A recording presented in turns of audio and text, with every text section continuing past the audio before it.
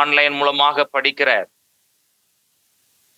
இந்த வகுப்புகளையும் ஆன்லைன் மூலமாக கற்றுக்கொள்கிற உங்களை தேவன் வல்லமையாக பயன்படுத்த வேண்டும் என்ற தரிசனத்தோடு, ஜெபத்தோடு, அதே பாரத்தோடு இந்த காரியங்களை செய்து வருகிறோம். நிச்சயம் ஆண்டவர் உங்களை பயன்படுத்துவார். அந்த காலகட்டத்துக்குள்ள நம்ம வந்திருக்கிறோம். ரைட். அநேக காரியங்களை நாம் கற்று வருகிறோம். சப்ஜெக்டை படிச்சுட்டு வரோம் நம்ம. இன்றைய நாளிலே சபையின் நிர்வாகம் அப்படிங்கிற தலைப்பின் கீழாக நாம் காரியங்களை கற்றுக்கொள்ள இருக்கிறோம். சபையின் நிர்வாகம் என்கிற தலைப்பிலே பாடங்களை கற்றுக்கொள்ள நாம் இருக்கிறோம். பாஸ்டர் அவங்க சொன்னது போலவே கிட்டத்தட்ட நமக்கு ஒரு 12 வகுப்புகள் இருக்கலாம். 15லேருந்து 20 மணி நேரம். அதுதான் ரெகுலர் மாணவர்களுக்கும் ஏறக்குறைய அவ்வளோ நேரம் தான் எடுக்கிறோம் ஒரு சப்ஜெக்டுக்கு.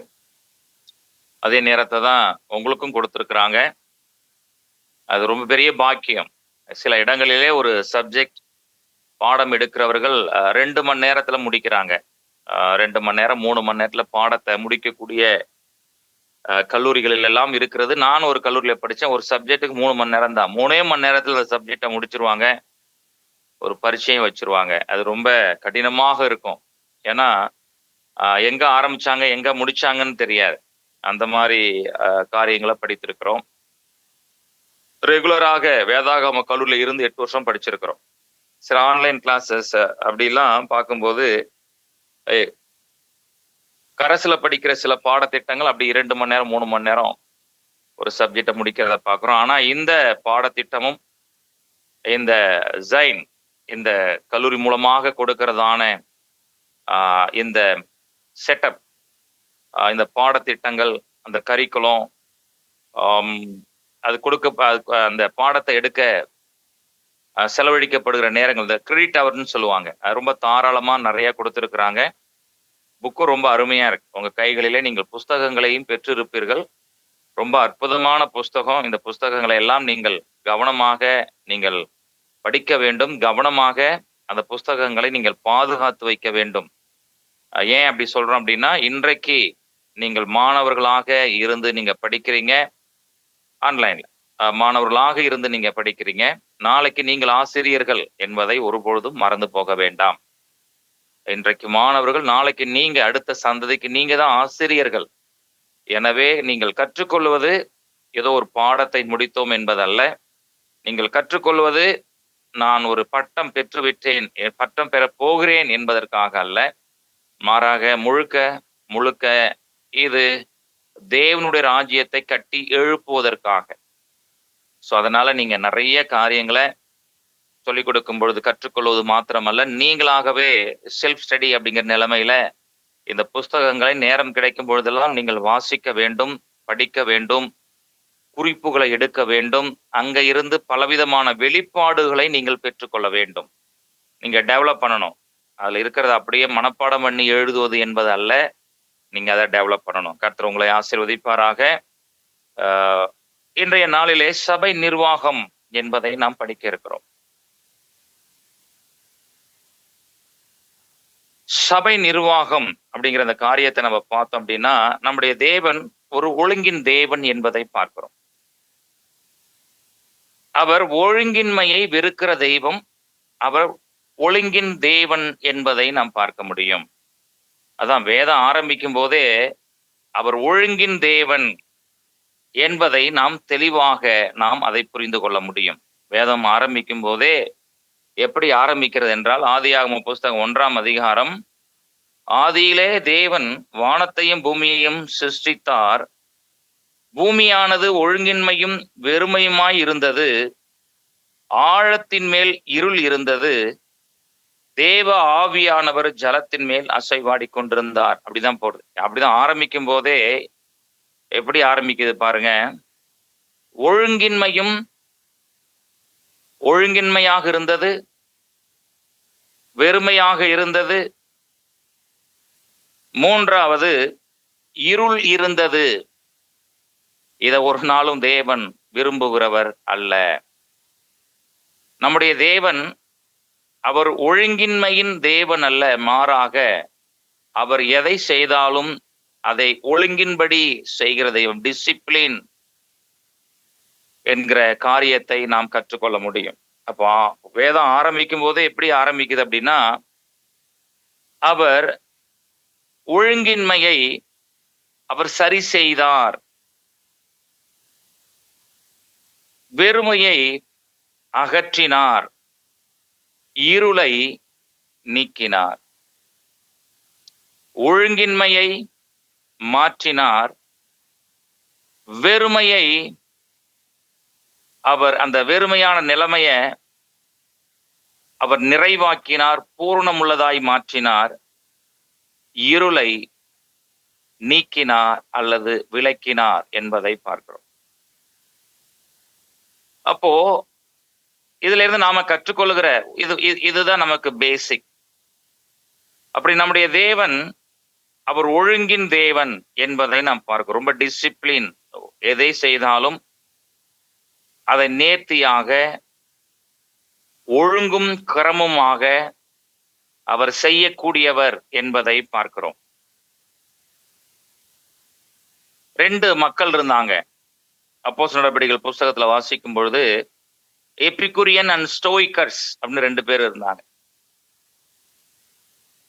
இந்த எபிகுரியன்ஸ் அப்படிங்கிற மக்களை பார்த்தீங்க அப்படின்னா, அவங்க ஒரு ஒழுங்கற்ற நிலை உள்ளவர்கள். எப்படி வேணாலும் புசிக்கலாம், எதை வேணாலும் புசிக்கலாம், எப்படி வேணாலும் உடுத்தலாம், எப்படி வேணாலும் வாழலாம். இன்னைக்கு நல்லா புசி, நாளைக்கு நீ செத்து போவ அப்படிங்கிற கான்செப்ட்ல வாழ்ந்த மக்கள் அவங்க. ஆனா ஸ்டோயிக்கர்ஸ் அப்படி கிடையாது.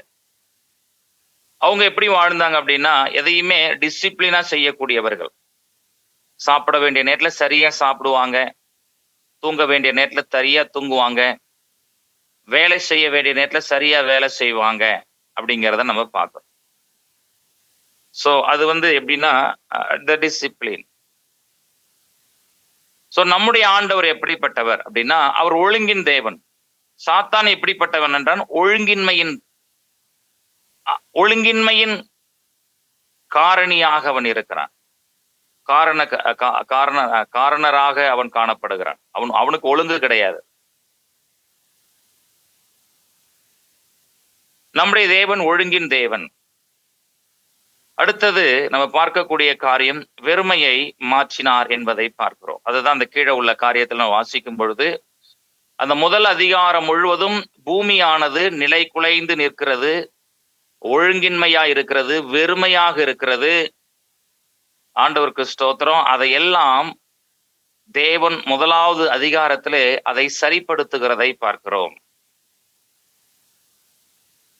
சரிப்படுத்தி முதல்ல தேவன் தம்முடைய சாயலாகவும் தன்னுடைய ரூபத்தின்படி மனிதனை படைத்தார் என்பதை பார்க்கிறோம். அப்ப நம்ம ஏற்கனவே பார்த்துட்டோம், தேவன் எப்படிப்பட்டவர், ஒழுங்கின் தேவன் என்பதை பார்க்கிறோம். அந்த ஒழுங்கின் தேவன் மனிதனை தன்னுடைய சாயலாகவும் தன்னுடைய ரூபத்தின்படி படைத்திருப்பார் என்றால், அந்த மனிதனும் எப்படி இருக்க வேண்டும் என்று தேவன் எதிர்பார்க்கிறார். தன்னுடைய வாழ்நாள் முழுவதும் ஒழுங்கும் கிரமமாக அவன் சரியாக செயல்பட வேண்டும் என்று சொல்லி அவர் விரும்புகிறதை பார்க்கிறோம். அப்ப தேவன் பூரணர், நேர்த்தியானவர், பர்ஃபெக்ட் என்கிற நிலைமையில் அவரை பார்க்கிறோம். ஒழுங்கின் தேவன் என்பதை பார்க்கிறோம். பின்பு அவருடைய கரங்களினாலே, வார்த்தையினாலே அல்ல, கரங்களினாலே உருவாக்கப்பட்ட மனிதனும் அவரை போலவே ஒழுங்குள்ள மனிதனாக இருக்க வேண்டும் என்று தேவன் எதிர்பார்ப்போடு மனிதனை படைத்தார். அப்போ இந்த மனிதனுக்கு அந்த வசனத்தை வாசிக்கும் பொழுது நமக்கு நன்றாக புரியும். ஆதியாகமம் புஸ்தகம் 1ஆம் அதிகாரம் 26, பின்பு தேவன் நமது சாயலாகவும், நமது அதான் அங்கே நம்ம வாசிக்கிறோம், ட்ரினிட்டி, பிதா, குமாரன், பரிசுத்த ஆவியானவர், நமது. பின்பு தேவன்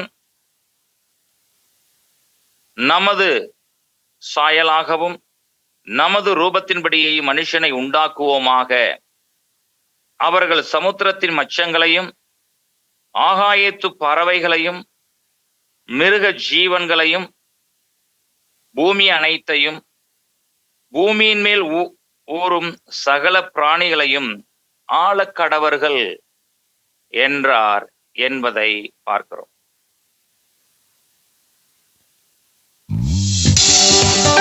தேவன் தம்முடைய சாயலாக மனிதனை அவர் படைத்தது மாத்திரமல்ல, அவனுக்கு ஒரு நிர்வாகத்தை அங்கே தேவன் கொடுக்கிறதை பார்க்கிறோம்.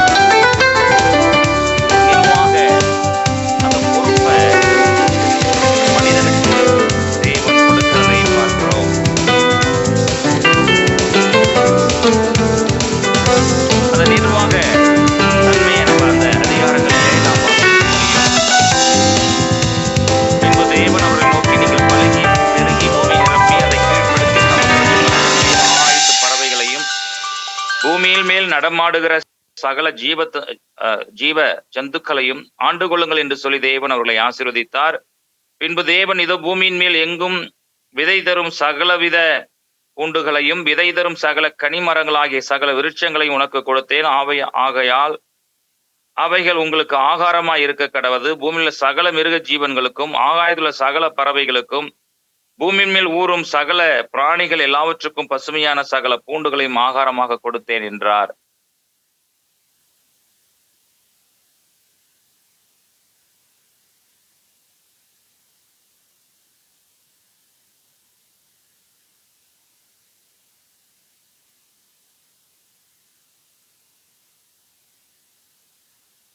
அந்த முதல் அதிகாரமும் 2ஆம் அதிகாரமும்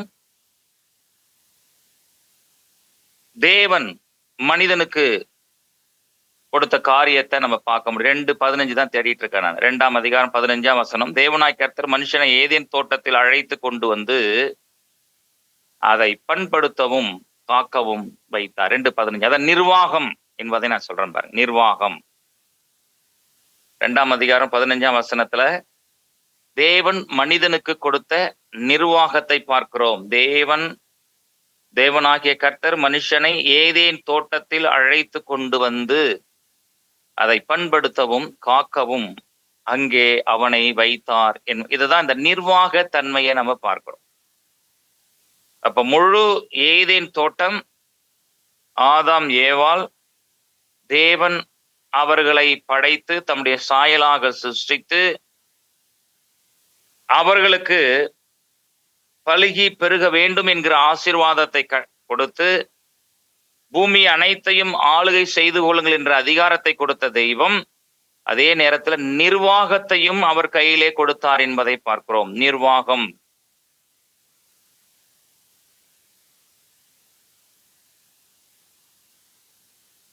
சோ இந்த லீடர்ஷிப் அல்லது அட்மினிஸ்ட்ரேஷன் சொன்னா நல்லா இருக்கும். அட்மினிஸ்ட்ரேஷன், நிர்வாகம். லீடர்ஷிப்னா தலைமைத்துவம். அட்மினிஸ்ட்ரேஷன் அது ரொம்ப அவசியம் என்பதை நாம் பார்க்கிறோம்.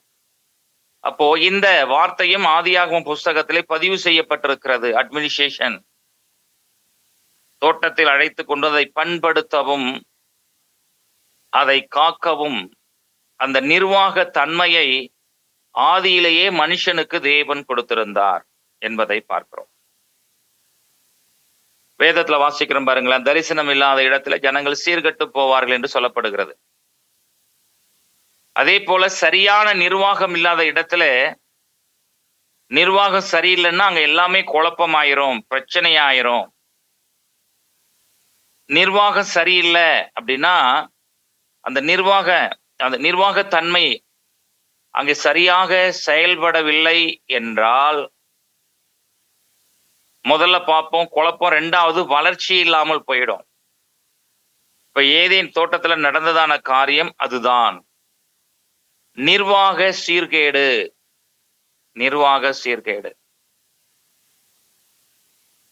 ஒழுங்கின்மையும் வெறுமையுமாய் இருந்த பூமியை சரிப்படுத்தி தேவன் கொடுத்தார். சரியான தோட்டத்திற்குள்ளாக வெளிச்சத்திற்குள் வாழ்ந்தவர்கள் அந்த நிர்வாக தன்மையில சரியில்லாமல் போகிற பொழுது அல்லது அந்த நிர்வாகத்தன்மையை சரியாக செயல்படுத்தாமல் போகிற பொழுது, அந்த நிர்வாகத்தன்மைக்குள்ள ஆதாம் ஏவாள் இல்லாமல் போகிற பொழுது, அங்கே மூன்றாவது ஒரு நபராகிய ஒருவன் உள்ளே கடந்து வந்து அங்க சர்வ குழப்பத்தை ஏற்படுத்துகிறதை பார்க்கிறோம்.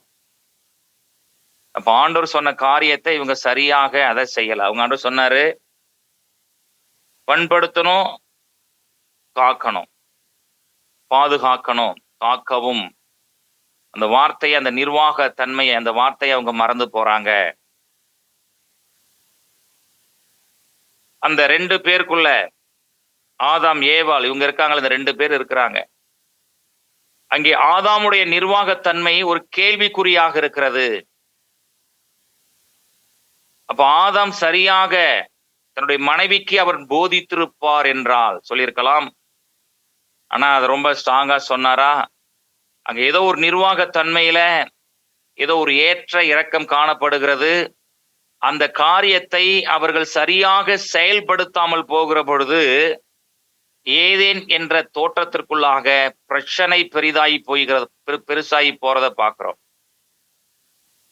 பண்படுத்தவும் காக்கவும் செய்ய வேண்டிய அந்த நபர்கள், அந்த நிர்வாக தன்மையிலே இருந்து சரியாக செயல்பட வேண்டியவர்கள் சரியாக செயல்படாமல் போகிற பொழுது, நிர்வாகத்தன்மையில பிரச்சனை வருகிற பொழுது, அங்கே அவர்கள் பெரிய சேதத்தை அவர்கள் பெற்றுக்கொள்ளுகிறதை நாம் பார்க்கிறோம். அப்ப நம்ம சரியா இருக்கணும். ஆதியாகமம் 1ஆம் அதிகாரத்துல எதையாவது தேவன் குறைவாக படைத்தாரா? இல்ல. 2வது வசனத்திலேயே முடிச்சிட்டாரு. ஒழுங்கின்மை வெறுமையுமா இருந்த இடத்தை, இருள் சூழ்ந்த இடத்தை அகற்றி ஒன்னா சரிப்படுத்தி வெளிச்சத்தை உண்டாக்கி,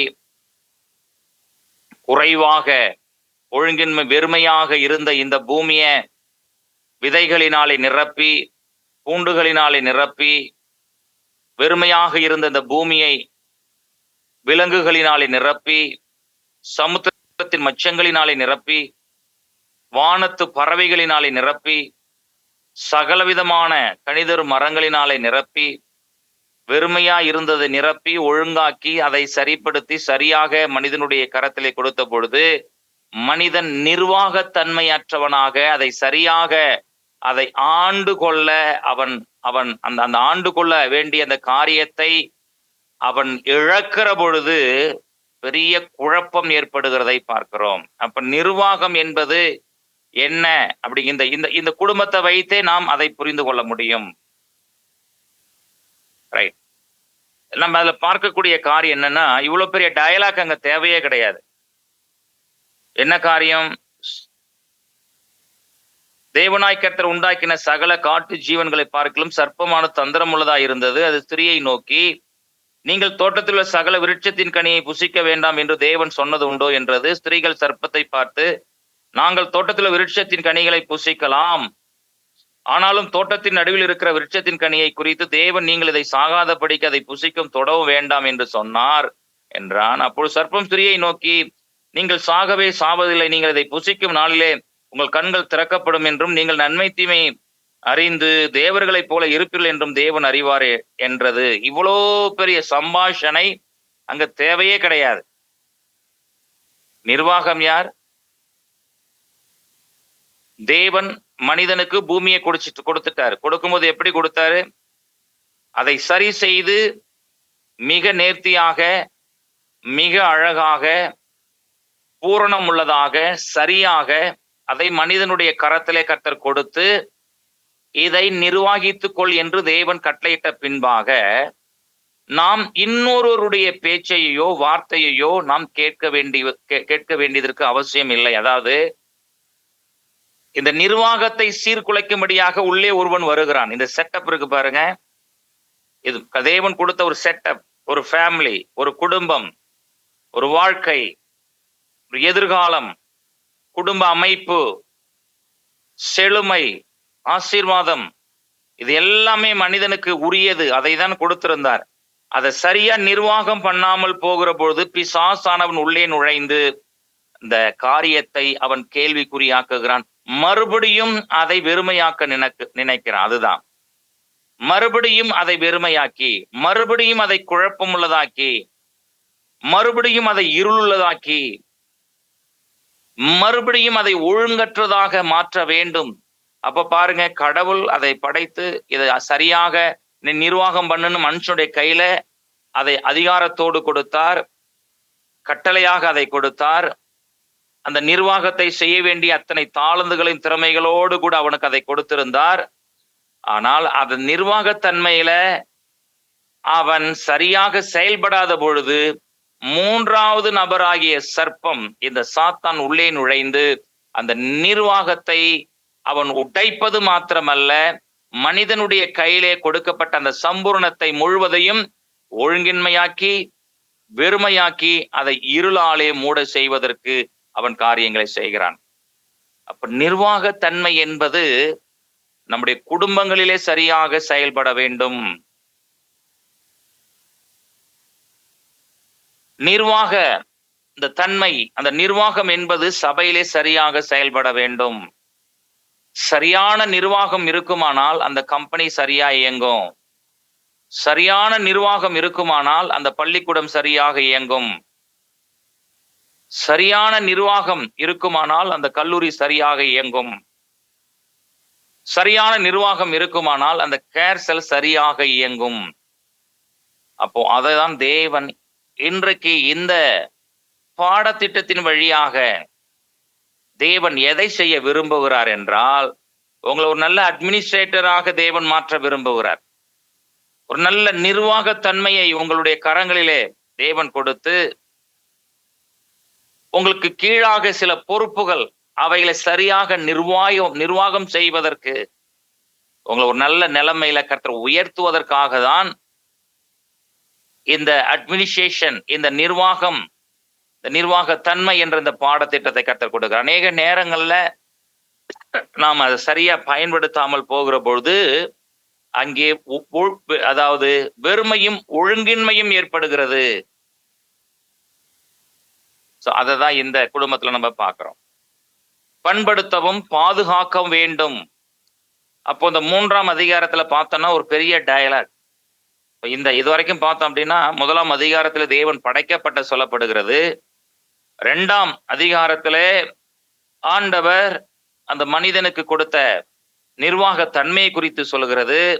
அதோடு மாத்திரமல்ல, மனிதனுக்கு முன்பாக தேவன் கொண்டு வந்ததான விலங்குகள், பறவைகளுக்கு பெயரிட்டது சொல்லப்படுகிறது. ஆனால் இந்த 2 அதிகாரங்கள்ல பார்த்தோம் அப்படின்னா ஆதாமோடோ அல்லது ஏவாளோடு தேவன் அதிகமாக பேசிய காரியங்கள் இல்லை. அது நீங்க தவற நினைக்க வேண்டாம். 3ஆம் அதிகாரத்துல பகலின் குளிர்ச்சியான வெள்ளை தேவன் பேசியதாக சொல்லப்படுகிறது. அதுக்கடுத்து ரொம்ப பெரிய டயலாக் அங்க போகுது. ஆனா இந்த 3ஆம் அதிகாரம் முதல் சில வசனங்களிலே 1 - 4 வசனங்களை பார்த்தோம் அப்படின்னா ஒரு சம்பாஷணை, நீண்ட சம்பாஷணை இந்த சாத்தானுக்கும் அல்லது சர்ப்பத்திற்கும் ஏவாளுக்கும் இடையே நடக்கக்கூடிய காரியத்தை பார்க்கிறோம். ஏன் இங்க நான் அந்த கொஞ்சம் நேரம் எடுக்க விரும்புறேன்னா, நாம் அவனோடு பேசுவதற்கு ஒரு காரியமும் கிடையாது. அதுதான் எப்பொழுதுமே சத்ரு நம்மிடத்திலே வருகிற பொழுது நீண்ட சம்பாஷணையோடு அல்லது குழப்பங்களோடு அல்லது சந்தேகமான காரியங்களோடு அல்லது கேள்விக்குறியோடு கூட அவன் நம்மிடத்திலே வருவான். என்னென்ன காரியம்? குழப்பமான காரியங்கள், கேள்விகள், சந்தேகங்கள். குழப்பமான காரியம், சந்தேகம், கேள்வி, இப்படிப்பட்டதான இந்த காரியத்தோடு அவன் நம்மிடத்திலே வருகிற பொழுது நாம் அவரிடத்தில் நின்று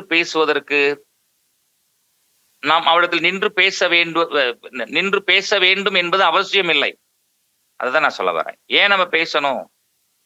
இந்த கல்கள் அப்பங்களாகும்படி செய்யும் ஆண்டு சொன்னார். இல்ல, மனுஷன் அப்பத்தினால் மாத்திரம் பிழைப்பதில்லை. நிறைய பேசல. நீ உப்பரியில இருந்து கீழே குதி, தேவத்துல ஏந்தி கொண்டு போவார்கள். அடுத்த வசனம் சொன்னாரு. என்ன சொன்னார் அப்படின்னா, உன் தேவனாகிய கர்த்தரை பரீட்சித்து பாராதிருப்பாயாக. இந்த உலகத்தை நான் உனக்கு கொடுக்குறேன், என்னை பணிந்து கொள் என்று சொல்லுகிற பொழுது அப்பாலே போ சாத்தானே. ஆண்டவர் நிறைய நேரம் சாத்தான்கிட்ட பேசுறதை நம்ம பார்க்க முடியாது. புதிய ஏற்பாட்டிலையும் சரி, அதட்டுவார், போயிருண்டுவார். எங்களை பண்ணிக்குள்ள சொல்லு, போய் தொலைஞ்சிருன்னு சொல்லிடுவார். நாம் இந்த நிர்வாகத்தன்மையில இந்த காரியத்தை நாம் மிக அழகாக தெரிந்து கொள்ள வேண்டும். சர்ப்பனா இப்போ பாம்பு பேச போதா? இல்ல. இந்த குடும்பம் என்ற நிர்வாகத்திலே, சபை என்ற நிர்வாகத்துல மறுபடியும் இந்த பாம்பு சர்ப்பம் பேசி காரியத்தை குழப்ப போதா அப்படின்னு டைரக்ட் அப்படி வரப்போதா? இல்ல.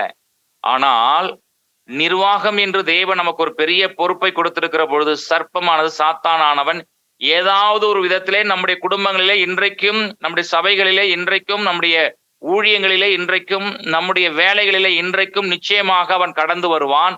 நாம் அவனிடத்திலே பேசுவதற்கு நமக்கு நேரமும் வேண்டாம், வார்த்தைகளும் நமக்கு வேண்டாம். அதை தான் நான் சொல்ல விரும்புறேன்.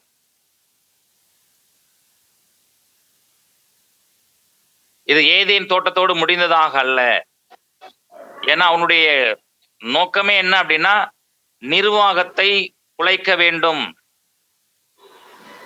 குழப்பத்தை ஏற்படுத்தணும், தேவன் படைத்த அத்தனை காரியங்களையும் மறுபடியும் வெறுமையாக்கணும், மறுபடியும் அதுல இருளை கொண்டு வரணும், மறுபடியும் அந்த இடத்துல ஒரு வெறுமையான ஒழுங்கின்மை ஏற்படுத்தி கொண்டு வர வேண்டும் என்பதை அவன் இன்றைக்கு முயற்சி செய்து கொண்டிருக்கிறான்.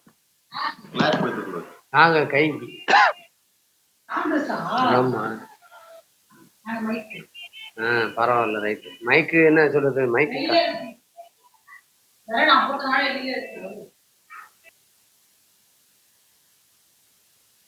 அப்போ அந்த இதுதான் நமக்கு தேவன் அவர் காண்பிக்க தேவன் விரும்புகிறார். அப்போ நான் இந்த வேதம் ஆரம்பிக்கும் போதே எப்படி ஆரம்பிக்கிறது? தேவன் பூமியை ஒழுங்கின்மையாக இருந்ததை, வெறுமையாக இருந்ததை, இருளாய் இருந்ததை அகற்றி அவர் ஒழுங்கின் தேவனாக தன்னை வெளிப்படுத்தினார். அவருக்கு நிர்வாகம் அவருடைய கரங்களிலே இருந்து, அதாவது அவர் நிர்வகிக்கக்கூடியவராக இருந்தார்.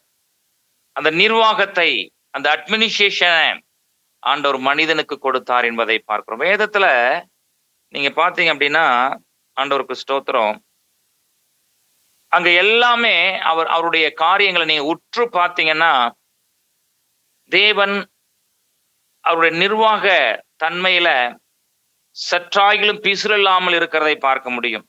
அவர் வாசம் செய்யக்கூடிய இடமாக இருந்தாலும், அவர் மனிதனிடத்துல பேசக்கூடிய காரியங்களாக இருந்தாலும், அவருடைய செயல்களாக இருந்தாலும், அங்க எல்லாம் ஒழுங்கும் கிரமமாக இருக்கும். இந்த மாலை நேரத்துல ஆண்டவர் நம்மிடத்துல இந்த பாடத்தின் வழியாக தேவன் நமக்கு கற்றுக் கொடுக்க விரும்புகிற காரியம், நம்மிடத்துல ஒழுங்கின்மை, வெறுமை, இருள் நாம் அறியாமலேயே சத்ரு அதை நம்முடைய வாழ்க்கையிலே வைத்திருக்கலாம். அதையெல்லாம் அகற்றி, அந்த ஒழுங்கின்மையை அகற்றி, அந்த வெறுமையை அகற்றி, அந்த இருளை அகற்றி, இன்னைக்கு உங்களை ஒரு சுப்பீரியர், அதாவது ஒரு நிர்வாகி, ஒரு நல்ல நிர்வாகத்தன்மை உடையவர், ஒரு நல்ல, அதாவது காரியத்தை சரியாக நிர்வாகம் செய்து கொண்டு போகக்கூடியவர் என்கிற நிலைமையிலே தேவன் நம்மை மாற்ற விரும்புகிறார். அப்ப இன்னும் ஏதோ ஒரு காரியத்தை நம்முடைய வாழ்க்கையில, ஊழியத்துல அவர் சரி பண்ண போகிறதை நாம் பார்க்க முடியும். ஏதோ சரி பண்ண போறார். சும்மா ஒரு பாடத்தை தேவன் நமக்கு கொடுப்பது இல்லை. ஏதோ ஒரு வெறுமையாக ஒரு பாடத்தை தேவன் நம்முடைய கரங்களிலே கொண்டு வந்து அவர் கொடுப்பது இல்லை.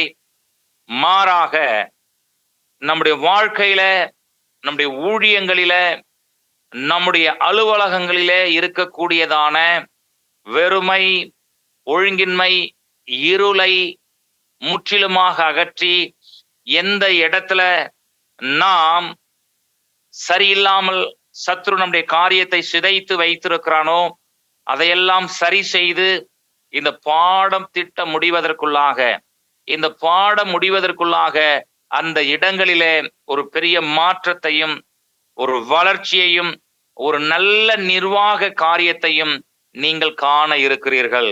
ஒருவேளை குடும்பமா இருக்கலாம், அல்லது வேலை ஸ்தலமாக இருக்கலாம், நம்முடைய வீட்டு சபையாக இருக்கலாம், அல்லது சண்டே கிளாஸ் ஊழியமாக இருக்கலாம், அல்லது வாலிபருடைய கூட்டமாக இருக்கலாம். பட் நான் உங்களுக்கு சொல்லக்கூடிய காரியம், அந்த இடத்துல அதை சரியாக நிர்வாகம் செய்வதற்கு அதை தேவனுடைய சித்தத்தின்படி, விருப்பத்தின்படி அந்த காரியத்தை வெற்றியாக நீங்கள் செய்து முடிப்பதற்கு ஆண்டவர் அந்த அட்மினிஸ்ட்ரேஷன் பவர், அந்த நிர்வாக பலனை, அந்த நிர்வாக வல்லமையை, அந்த நிர்வாகம் செய்யக்கூடிய ஞானத்தை தேவன் உங்களுக்கு கொடுத்து அதை வெற்றியாக சரியாக செய்து முடிக்க ஆண்டவர் உதவி செய்ய போகிறார். அதற்காக தான் இந்த பாடத்தை தேவன் நம்முடைய கரங்களிலே கொடுத்திருக்கிறார். அதான் நடக்க போகுது.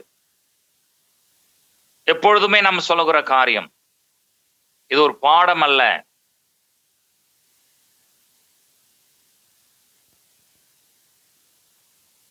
என்ன, நாம் எந்தெந்த இடங்களை சரிப்படுத்த வேண்டுமோ,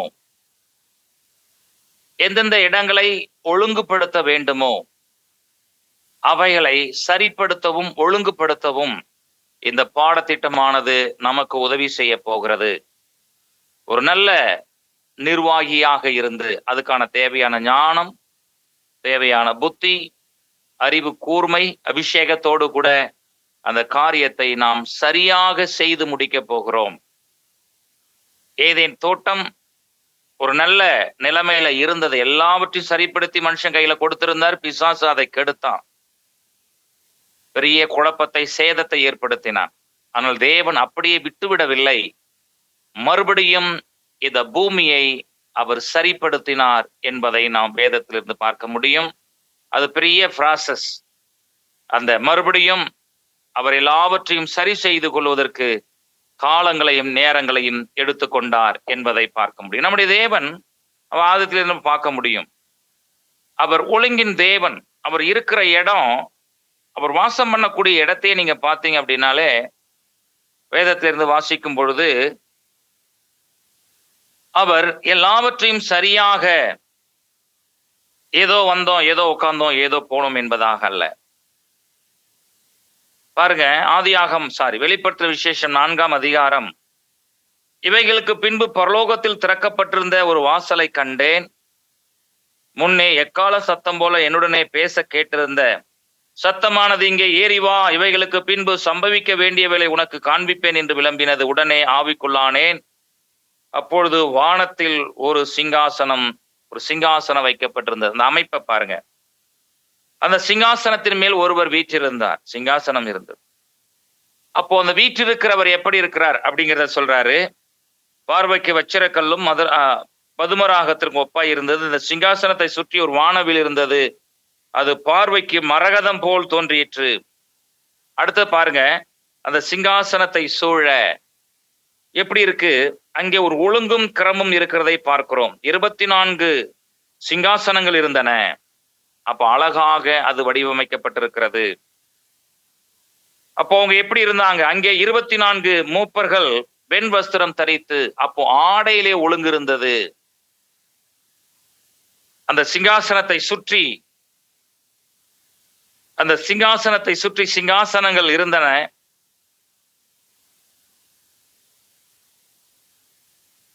அங்கே 24 மூப்பர்கள் அங்கே வெண் வஸ்திரம் தரித்தவர்களாக, எல்லாருக்கும் ஒரே ட்ரெஸ். அந்த ஒழுங்க நம்ம பார்க்கிறோம். தங்கள் சிரசுகளின் மேல் பொன்முடி சூடி அந்த சிங்காசனத்தின் மேல் உட்கார்ந்திருக்கிறவரை கண்டேன். அந்த சிங்காசனத்தில் மின்னல்களும் இடி முழக்கங்களும் சத்தங்களும் புறப்பட்டன. அந்த சிங்காசனத்திற்கு முன்பாக பளிங்கி கோப்பான கண்ணாடி, எல்லாமே ஒழுங்கும் கிரமமாக இருக்கிறதை பார்க்கிறோம். அந்த சிங்காசனத்தை சுற்றிலும் 4 ஜீவன்கள் இருந்தன. பாருங்க, எல்லாமே சரியாக அங்கே இருக்கக்கூடிய காரியத்தை நாம் பார்க்கிறோம். ஏன் அப்படின்னா, ஏன் இதை படிக்கிறோம் அப்படின்னா, ஏன் இந்த காரியங்களை நம்ம கற்றுக்கொள்கிறோம் என்றால், அப்போ எதையுமே தேவன் சரியாக அதை சரியான காரியத்தை, அதாவது சரியான இடத்துல எல்லாவற்றையும் சரியாக வைத்து அதை நிர்வாகம் செய்யக்கூடியவராக இருக்கிறார் என்பதை ஒரு உதாரணமாக நாம் அதை பார்க்கிறோம். அவர் இருக்கிற இடம், அவரை சுற்றி இருக்கக்கூடியதான சிங்காசனங்கள், உட்கார்ந்து இருக்கிறதான மூப்பர்கள், ஜீவன்கள், பளிங்கி கோப்பான கண்ணாடிகள், கண்ணாடி கடல் என்று சொல்லப்படுகிறது. இது எல்லாமே நேர்த்தியாக, அழகாக, அதுதான் என்று சொல்றார். சோ இப்படிதான் நம்முடைய தேவன் ஒழுங்கின் தேவனாக அவர் இருக்கிறதை நாம் பார்க்க முடிகிறது. அதை அப்ப நம்ம கவனிக்கணும். நிர்வாகம்னா என்ன? நிர்வாகம் என்றால் என்ன? நிர்வாகம் என்பது ஒரு அமைப்பு, ஒரு காரியத்தை சரியாக நடத்தி செல்வது, ஒரு காரியத்தை சரியாக கட்டமைப்பது, ஒரு காரியத்தை பொறுப்பெடுத்து அதை வெற்றியாக அதை நடத்தி செல்வது என்பதை பார்க்கிறோம். நிர்வாகி நம்ம உலக பிரகாரமாக பார்த்தாலும் அதான் உலகத்துல அதை என்ன சொல்றாங்கன்னா எம்டி சொல்றாங்க, சிஇஓன்னு சொல்றாங்க, சேர்மன் சொல்றாங்க, மேனேஜர்னு சொல்றாங்க, பிரசிடென்ட் அப்படின்னு சொல்றாங்க, பிரின்சிபால் அப்படின்னு சொல்றாங்க, ஹெட் மாஸ்டர்னு சொல்றாங்க, ஹெட் மிஸ்ன்னு சொல்றாங்க, ஹெட் ஆஃப் த டிபார்ட்மெண்ட் ஹெச்ஓடின்னு சொல்றாங்க. ஸோ இதெல்லாம் நம்ம பார்க்கிறோம். இதெல்லாம் நிர்வாகம். நிர்வாகம் செய்யக்கூடியவர்கள், the president, the prime minister, the minister, the CEO, the chairman, the principal, the head master, the head miss, the head of the department. இதெல்லாம் நம்ம பார்க்கிறோம். இவர்களுக்கெல்லாம் இதனுடைய அர்த்தம் என்ன? ஏதோ ஒரு காரியத்தை இவர்கள் நிர்வாகம் செய்யக்கூடியவர்கள். பேர் வித்தியாசமா இருக்கலாம். Class teacher, class monitor, class leader. Student சொல்ல மாதிரி கிளாஸ் லீடர். வேதாகம கல்லூரியில சொல்லுவாங்க student body president, sports chairman. Sports chairman அப்படின்னா என்னன்னா, மாணவர்களை விளையாட்டுத் துறையில நடத்தி கொண்டு போறது, விளையாட வைப்பது. பிரேயர் செக்ரட்டரி, மாணவர்களை ஜெபத்துக்குள்ள நடத்தக்கூடியவர். நிர்வாகம், நிர்வாகி, பேர் வித்தியாசமா இருக்கலாம். எவாஞ்சலிசம் சேர்மன், எவாஞ்சலிசம் சேர்மன் அப்படின்னா மாணவர்களை வார வாரம் ஊழியத்துக்கு அனுப்பக்கூடியவர். ஒரு நிர்வாகம் செய்து, நீங்க இந்த சபைக்கு போங்க, நீங்க இந்த 2 பேர் இந்த சர்ச்சுக்கு போங்க. ஸோ மாணவர்களை வார இறுதி ஊழியர்களுக்காக அனுப்பி வைப்பது. அவங்களை அனுப்பி வைக்கிற பொழுது ஒரு கார்டு கொடுப்பாரு. அந்த கார்டுல அவங்க 2 நாள் என்ன ஊழியம், எப்ப போனாங்க, எந்த நேரத்துல இருந்து காலேஜ்ல இருந்து போனாங்க, எப்ப போய் அங்க சேர்ந்தாங்க, 2 நாள் என்ன ஊழியங்களை செஞ்சாங்க, திருப்பி அங்கிருந்து எப்ப புறப்பட்டாங்க, வருகிற பொழுது அந்த ஸ்தல சபை போதகத்துல ஒரு கையெழுத்து வாங்கிட்டு வரணும்.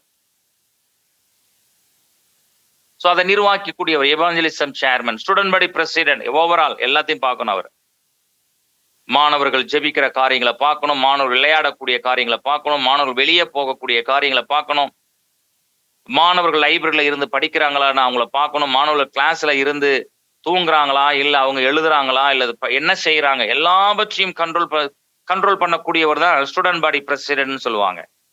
ஸோ வருஷத்துக்கு ஒரு 5 பேரை பைபிள் காலேஜ் செலக்ட் பண்ணுவோம். Student body president, evangelism chairman, prayer secretary, hostel secretary, sports chairman, 5 பேர். இவங்க இந்த 5 பேரையும் இருக்கக்கூடிய மாணவர்களை அவர்கள் சரியாக அந்த காரியத்திலே அவர்கள் நிர்வாகம் செய்ய வேண்டும். பிரேயர் செக்ரட்டரி அப்படின்னா காலையில் 4:50 அவர் முதல்ல மாணவர்கள் எல்லாரும் எழுந்து படுக்கையிலிருந்து எழுவதற்கு முன்பாக இவர் தான் முன்னாடி எழும்பணும். பாஸ்டர் ஜெபகுமார் இங்க படிக்கும் போது பிரேயர் செக்ரட்டரியா இருந்தவங்க. சோ எல்லாரும் எழுந்தி படுக்கையிலிருந்து எழும்புவதற்கு முன்பாக இவங்க தான் எழும்பணும். பெல் அடிக்கணும். ரொம்ப நீண்ட பெல் அடிப்பாங்க. அந்த கடைசி மாணவன் வரைக்கும் தன் தூக்கத்தில் இருந்து விழித்துக் கொள்ளும் வரைக்கும் பெல் அடிச்சுட்டு இருப்பாங்க. ரொம்ப நீளமா அடிப்பாங்க. அது முதல் பெல். அவங்க 10 நிமிஷத்துக்குள்ள அவங்க தங்களுடைய ஆடைகளை சரி செய்து ப்ரஷ் பண்ணி குளிக்க முடியாது. அவன் செகண்ட் பெல் அடிக்கிறதுக்குள்ள அவங்க சேப்பலுக்குள்ள வந்துடணும். அதை ஒழுங்கு செய்யக்கூடியவர்கள், நிர்வாகம் செய்யக்கூடியவர்கள், அது அவர்களுக்கு கொடுக்கப்பட்ட பொறுப்பு. சோ இப்படியாக தேவன் ஏதோ உலகத்தை படைச்சாரு, மனுஷனை படைச்சாரு, அங்க போ, அதை சாப்பிடு, இதை சாப்பிடு, அங்க தூங்கு, இங்க தூங்கு, 4 நதியை உண்டாக்கி எப்படி வேணாலும் அலைந்து திரி, என்னன்னாலும் செஞ்சுக்கோன்னு விடல. மனிதனை படைத்த ஆண்டவர் அந்த மனிதனுக்கு நிர்வாகத்தை கொடுத்தார் என்பதை நம்ம நிர்வாகம் சரியாக இல்லை என்றால் ஆதியாகமம் 3ஆம் அதிகாரத்தின்படி சர்ப்பமானது உள்ளே வந்துரும். நம்ம எழுந்திருக்க வேண்டிய நேரத்துல எழுந்திருக்கல, ஜெபிக்க வேண்டிய நேரத்துல ஜெபிக்கல, ஊழியம் செய்ய வேண்டிய நேரத்துல ஊழியம் செய்யல, பைபிள் வாசிக்க வேண்டிய நேரத்துல பைபிள் வாசிக்கல, சாப்பிட வேண்டிய நேரத்துல சாப்பிடல, தூங்க வேண்டிய நேரத்துல தூங்கல, என்னையாவது மாற்றி அல்லது முரண்பாடாக செய்கிற பொழுது அங்கே 3வது நபர் வந்து விடுவார் என்பதை பார்க்கும். அதனால ஒரு டிசிப்ளின் நமக்கு வேணும், நமக்கு ஒரு ஒழுங்கு வேணும். அததான் ஆண்டவர் நேசிச்சிருக்காருன்னா நம்மை குடும்பத்திற்கு அல்லது சபையிலே ஒரு நிர்வாகம் என்கிற நிலைமையிலே ஒரு போதகரை கர்த்தர் வைத்திருக்கிறார். இங்கே அந்த ரோல் எப்படி மாறுதுன்னா, பாஸ்டர்னா நிர்வாகம் செய்யக்கூடியவர், ஜனங்களை நிர்வகிக்கக்கூடியவர்கள், ஜனங்களை நடத்தக்கூடியவர்கள், ஜனங்களுக்கு போதிக்கக்கூடியவர்கள், ஜனங்களுக்கு ஆலோசனை சொல்லக்கூடியவர்கள், ஜனங்களை வழிநடத்தக்கூடியவர்கள், ஜனங்களுக்காக ஜெபிக்கக்கூடியவர்கள், ஜனங்களுடைய அவர்கள் தேவைகள் வருகிற பொழுது அவர்களோடு கூட தோள் கொடுத்து நிற்கக்கூடியவர்கள். அத போதகர் என்று சொன்னாலும் ஒரு நிர்வாகி என்பதை பார்க்கிறோம். அப்போ நிர்வாகம் சரியாக இருக்க வேண்டும். அத நிர்வாகினா என்ன? ஒரு காரியத்தை நடத்தி செல்வது, அந்த காரியத்தை சரியாக சீராக சரியாக நடத்தி செல்வது, இந்த காரியத்தை சரியாக கட்டமைப்பது. வேதத்துல வாசிக்கிறோம், மோசே ஒரு நல்ல நிர்வாகி, ஜனங்களை நடத்துவது, ஆசரிப்பு கூடாரத்தை கட்டி எழுப்புவது, பஞ்சாகமங்களை எழுதுவது, 70 தலைவர்களை அவர் ஏற்படுத்துவது, அமலேக்கியரோடு கூட யுத்தம் செய்கிற பொழுது யோசுவா மலையின் மேல் ஏறி நின்று கைகளை உயர்த்துவது, இதெல்லாம் நிர்வாகத்தன்மையை பார்க்கிறோம். அதுல அவங்க சரியா இருந்ததுனாலதான், அந்த நிர்வாகம் சரியாக இருந்ததுனாலதான் தொடர்ந்து அவர்கள் முன்னேறி போய்கிட்டே இருந்தாங்க. அதெல்லாம் ரொம்ப அழகா ஆண்டவர் எழுதுவாரு. நீங்க வேதத்துல வாசிச்சீங்கன்னா, யுத்தத்துக்கு யாரு போகணும், யாரு வேணாலும் போகலாமே 12 கோத்திரத்துல, ஆனா ஆண்டவர் சொல்ற யூதா முதல்ல போகட்டும். அது நிர்வாகம் என்பதை பார்க்கிறோம். அப்ப இந்த வெற்றிக்கு பின்னாடியில நீங்க பாத்தீங்கன்னா சரியான நிர்வாகத்தன்மை இருக்கும். அது இல்லாத பொழுதுதான் அங்கே காரியங்கள் சத்துருவால் சிதைக்கப்படுகிறது, குழப்பங்கள் ஏற்படுகிறது, பெரிய தோல்விகள் ஏற்படுகிறது, நம்ம நினைச்சு பார்க்க முடியாத சில வீடுதல்கள் ஏற்படுகிறதை பார்க்கிறோம். சோ தேவன் அதை விரும்புவது இல்லை. நிர்வாகம் சரியா இருக்கணும்.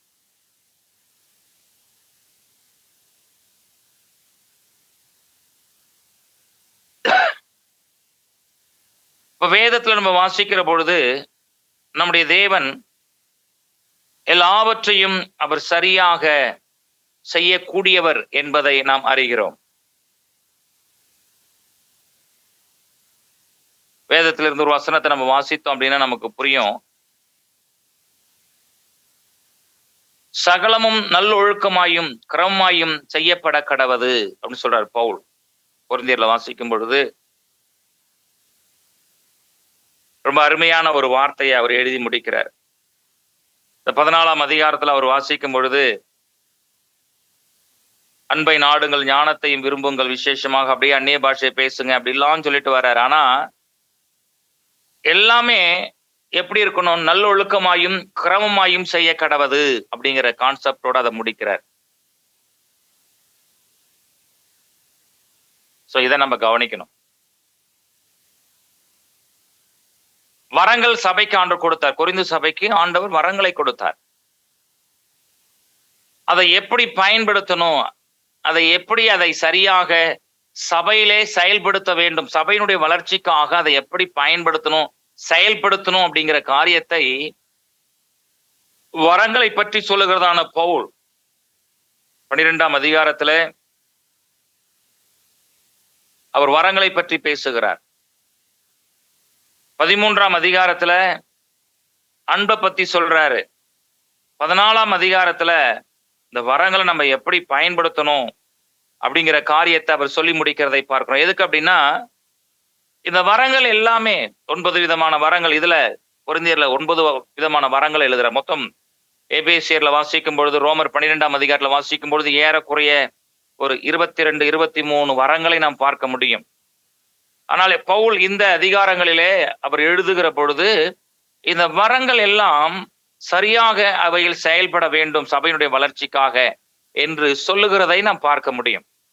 அது அது அது ஒழுங்கா செயல்படணும், அது கிரமமாக செயல்படணும் அப்படிங்கிறத அதை சொல்லி முடிக்கிறதை பார்க்கிறோம். ஏன்னா தேவன் நமக்கு காரியங்களை கொடுத்திருந்தாலும் நம்முடைய கரங்களிலே அதை அர்ப்பணித்திருக்கிறார், அதை கொடுத்திருக்கிறார். அதை சரியானபடி நிர்வாகம் செய்யவில்லை என்றால் அங்கே குழப்பம் மாத்திரமே மிஞ்சும் என்பதை பார்க்கிறோம். அப்போ தேவன் நம்முடைய ஆண்டவர், நாம் ஆராதிக்கக்கூடிய தேவன், முதல்ல நாம் அறிந்து கொள்ள வேண்டும், அவர் அவர் அவர் ஒழுங்கின் தேவன், எதையும் ஒழுங்கும் கிரமமாக செய்யக்கூடியவர். அந்த நல்ல தேவன் அதே போல அவரை போலவே நாம் ஒழுங்கும் கிரமமாக செயல்பட வேண்டும் என்கிற நோக்கத்தோடு தேவன் முதல் மனிதனாகிய ஆதாம் ஏவாளை படைத்தார். அதே போல ஆண்டவர் ஒழுங்கிரமமாக இந்த மக்கள் இருக்க வேண்டும் என்ற நோக்கத்தோடு கூட ஆபிரகாம், ஈசாக்கு, யாக்கோபு 12 பிள்ளைங்கள் கோத்திரம் என்று சொல்லி ஒரு பெரிய இஸ்ரவேல் கூட்டமாக அவர்கள் இருந்தாலும் அவர்களுடைய புறப்படுதல், பிரயாணங்கள், கானான் சேர்வது, அங்கே வாழும்பொழுது அவர்கள் அவர்கள் அவர்கள் கை கொள்ள வேண்டியதான கற்பனைகள், கட்டளைகள் எல்லாவற்றையும் தேவன் ஒரு நிர்வாகத்தன்மையோடு கூட அவர்கள் வாழ்க்கையில செயல்பட்டதை பார்க்க முடியும்.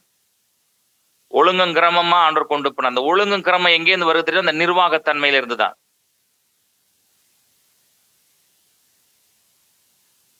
அப்போ தேவன் அவங்க சரியா ஒழுங்கும் கிரமமாக வாழணுங்கிறதுக்காக தான் கற்பனைகளை கொடுத்தாரு.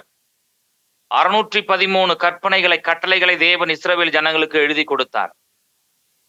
யாத்ராமம் 20ஆம் அதிகாரத்திலே 10 கட்டளைகளை நாம் பார்க்க முடியும். மோசே தன்னுடைய கரங்களினாலே தேவனிடத்திலிருந்து பெற்றுக்கொண்டு பூமிக்கு இறங்கி வந்தார். மலையிலிருந்து சம பூமிக்கு இறங்கி வந்தார். அப்ப இதெல்லாம் எதை காண்பிக்கிறது என்றால், தேவன்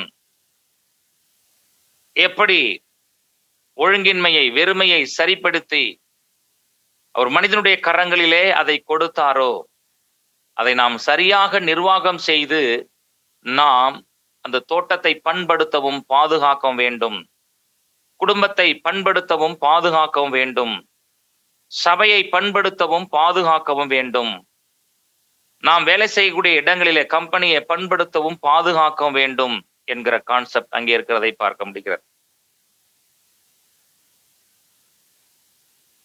அப்ப நிர்வாகம் இல்லை அப்படின்னா குடும்பம் இல்லை, நிர்வாகம் இல்லை என்றால், சரியான நிர்வாகம் இல்லை என்றால் சபை இல்லை, சரியான நிர்வாகம் இல்லை என்றால் கம்பெனி கிடையாது, சரியான நிர்வாகம் இல்லை என்றால் நாம் செய்யக்கூடிய ஊழியங்கள், வாலிப ஊழியம், பெண்கள் ஊழியம் எதுவாக இருந்தாலும் அதிலே வளர்ச்சி இல்லை என்பதை நாம் பார்க்கிறோம்.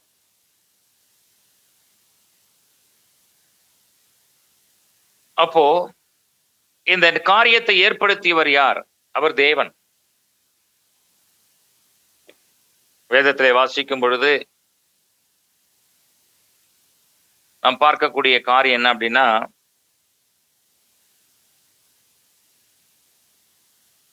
கிறிஸ்து சபைக்கு தலையாய் இருக்கிறது போல புருஷனும் மனைவிக்கு தலையாய் இருக்கிறான், அவரே சரீரத்திற்கும் இரட்சகருமாய் இருக்கிறார் என்கிற காரியத்தை பவுல் அங்கே எழுதுகிறதை பார்க்கிறோம். அந்த நிர்வாகம் அப்படின்னு நம்ம பார்த்தோம் அப்படின்னா, சபையினுடைய நிர்வாகம் யாருடைய கரத்துல இருக்கிறது? முதல்ல நம்ம பார்த்தோம்னா அதுல எந்த விதமான மாற்றம் இல்லை, சந்தேகம் இல்லை. தேவன் அந்த காரியத்தை, இந்த சபையை நடத்தக்கூடியதான போதகர்களிடத்திலே அந்த நிர்வாகத்தை கற்றுக் கொடுத்திருக்கிறார். தேவன் இந்த பூமியை நடத்தக்கூடிய நிர்வாகத்தை ஆதாம் ஏவாள் கையிலே கொடுத்திருந்தார். தேவன் இஸ்ரவேல் ஜனங்களை வழிநடத்தி அவர்களை சரியாக கொண்டு செல்ல போகிற காரியத்தை மோசேயினுடைய கரத்தில நிர்வாகத்தை கொடுத்திருந்தார். தேவன் இஸ்ரவேல் ஜனங்களை கானானுக்குள் நடத்தி அதை பங்கிட்டு கொடுக்கிறதான அந்த நிர்வாகத்தன்மையை தேவன் யோசுவாவுக்கு கொடுத்திருந்தார். தேவன் இடிக்கப்பட்ட அலங்கத்தை நெகேமியா தலைமையிலே அந்த ஜனங்கள் அவர்களை கொண்டு அந்த சுற்றுப்புற சுவரை கட்டி எழுப்பியதை நாம் பார்க்க முடியும். அந்த நிர்வாகத்தன்மை நெகேமியாவின் மேல் இருந்தது. சோ அப்போ சபை என்றால் இந்த சபையினுடைய தலை என்பது தேவனாகவும், அந்த சபையினுடைய அந்த சரீரத்தினுடைய அவயங்களாக நாம் இருக்கிறோம் என்பதை நாம் பார்க்கிறோம். ஒரு சரீரத்துக்கு தலை எப்படி நிர்வாகம் செய்து முழு சரீரத்தையும் நடத்துகிறதோ, அதுபோல சபை என்கிற இந்த சரீரத்தை கிறிஸ்து என்கிற தலை அதை நிர்வாகித்து நடத்துகிறதை பார்க்கிறோம். அப்ப அந்த கிறிஸ்து தலையா இருக்கிறாரே, அவர் எப்படி செயல்படுகிறார் என்றால், அந்த நிர்வாகத்தை, அந்த காரியத்தை எப்படி தேவன் ஆதாம் ஏவாள் அவங்க மேல வச்சிருந்தாரோ, அதே போல அந்த நிர்வாக தன்மையை போதகர்களுக்குள்ளாக இந்த சபை நடத்தக்கூடியதான மூப்பர்கள், உடன் ஊழியர்கள், கூட்டங்கள் நடத்தக்கூடியதான தலைவர்கள், அவர்கள் தேவனுடைய தலையாக, அதாவது தேவனால் பயன்படுத்துகிற கருவியாக இருக்கிறதை பார்க்கிறோம்.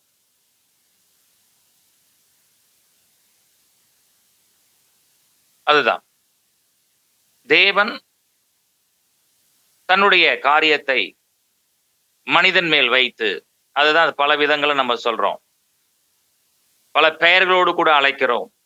பிரசிடென்ட், சிஇஓ, சேர்மன், மேனேஜர், போதகர், சபைக்குள்ள வரும்போது பாஸ்டர்ஸ், எவாஞ்சலிஸ்ட், டீச்சர், த ப்ராஃபட், த அப்போஸ்டல்,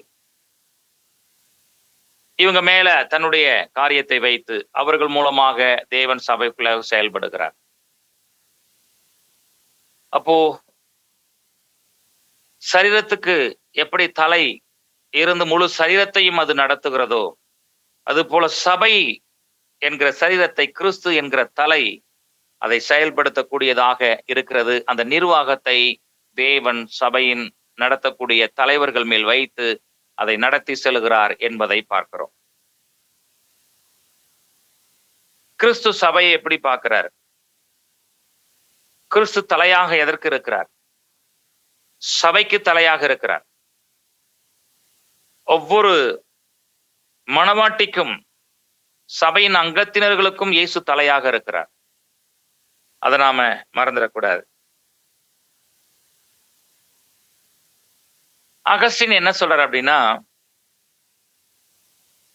எந்த ஒரு அதிகாரமாக இருந்தாலும் அது தேவனிடத்திலிருந்தே வருகிறது என்று அவர் சொல்லுகிறார்.